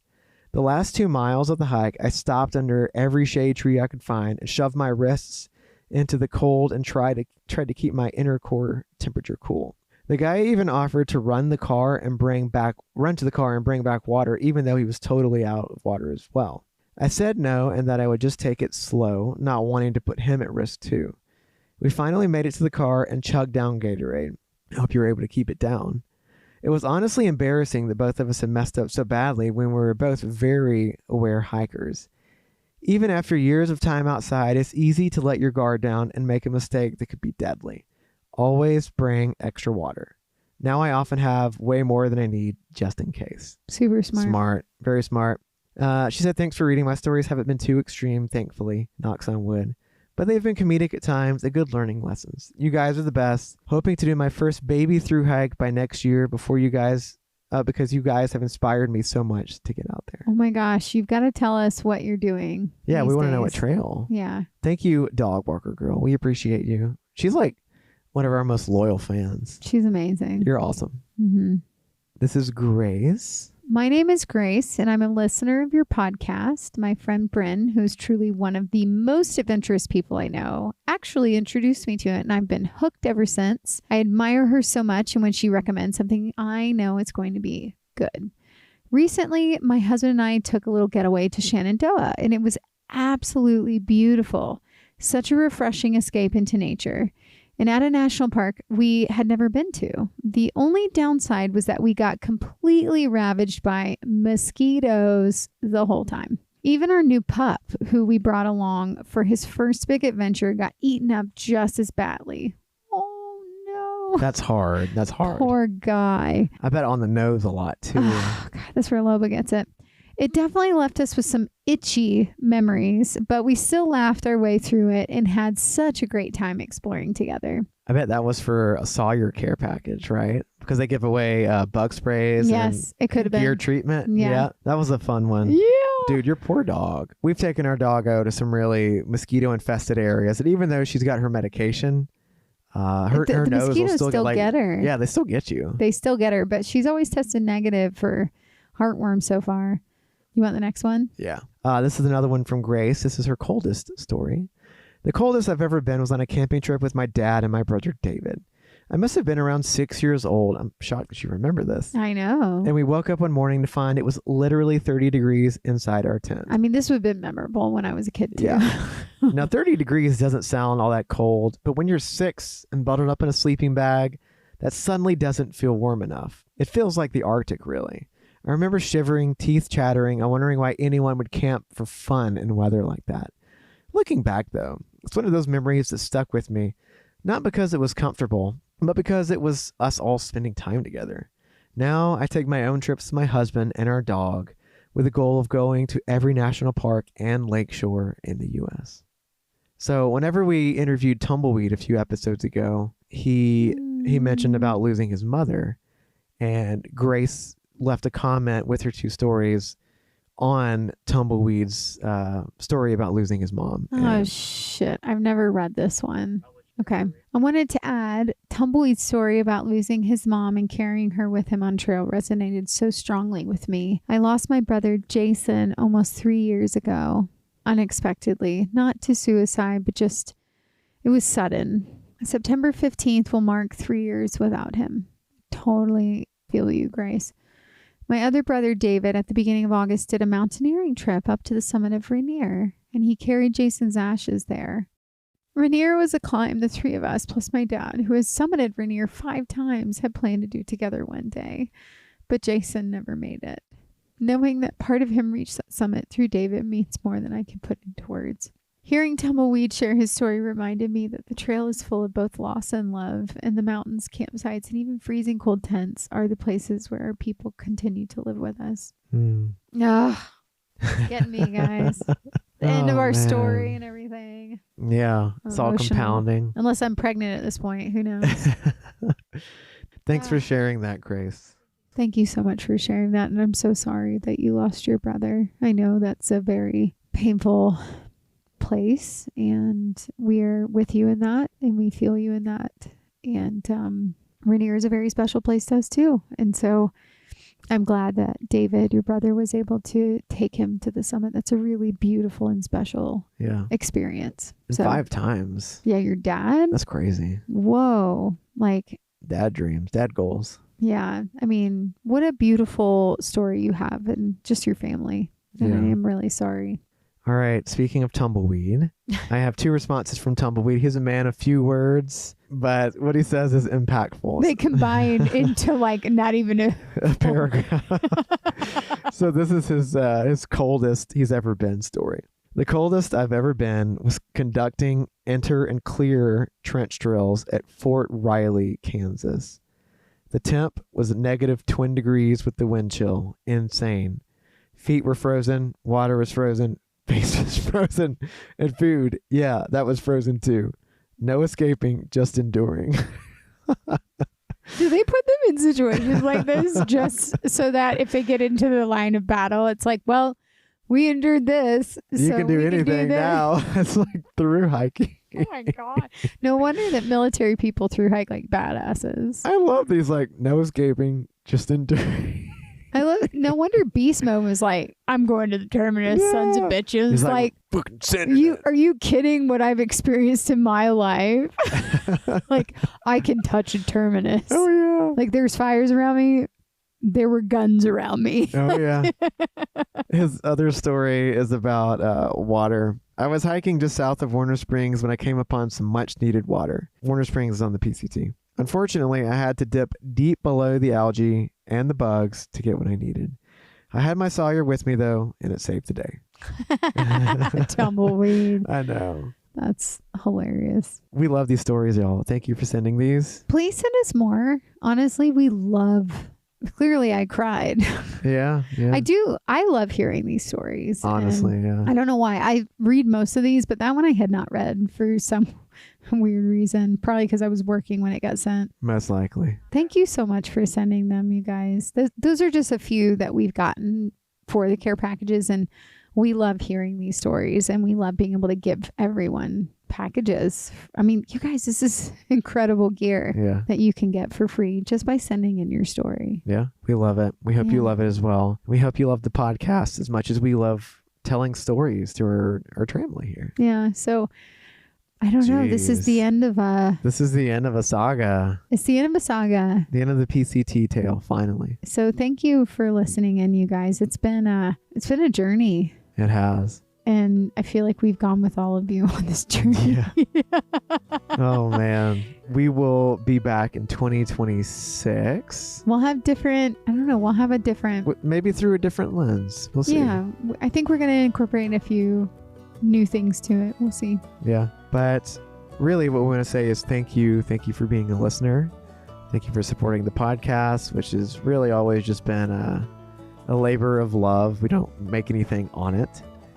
We get some cool swag sometimes, but... Yeah, but we truly do this because I think getting to tell our story, and anytime I hear of a person doing the PCT and sharing it with us, it just lights my heart on fire, because I'm like, if we could have had any little ounce of encouragement in you doing it, that feels so rewarding. We've inspired at least 2 people to go and do a through hike. The PCT. Yeah. Tahoe Dynamite, the PCT. And then there was someone else too, though, that did it. Yeah. They sent us an email and said they got a permit. And it sounds like Caitlin, Dog Walker Girl, is going to try a little mini through hike. We need to find out which one she's doing. I know. So if we can be like a positive influence in even a few people's worlds, glad that we can do that. Yeah. And we have a few trails we've done, the TMB, Colorado Trail AZT. in process, AZT in Yep. process. Like Yeah. we have some and then we have a ton of backpacking trips. We have a ton of weekend trips that we would love to share. Yeah. I just think, and even day hikes. We have a ton of stuff we want to share with you guys that we feel like if you want to hear them, then we will share them. Yeah. Or even van life. Because not everybody listening is a thru hikers. It's a small niche, a very small percentage of the population.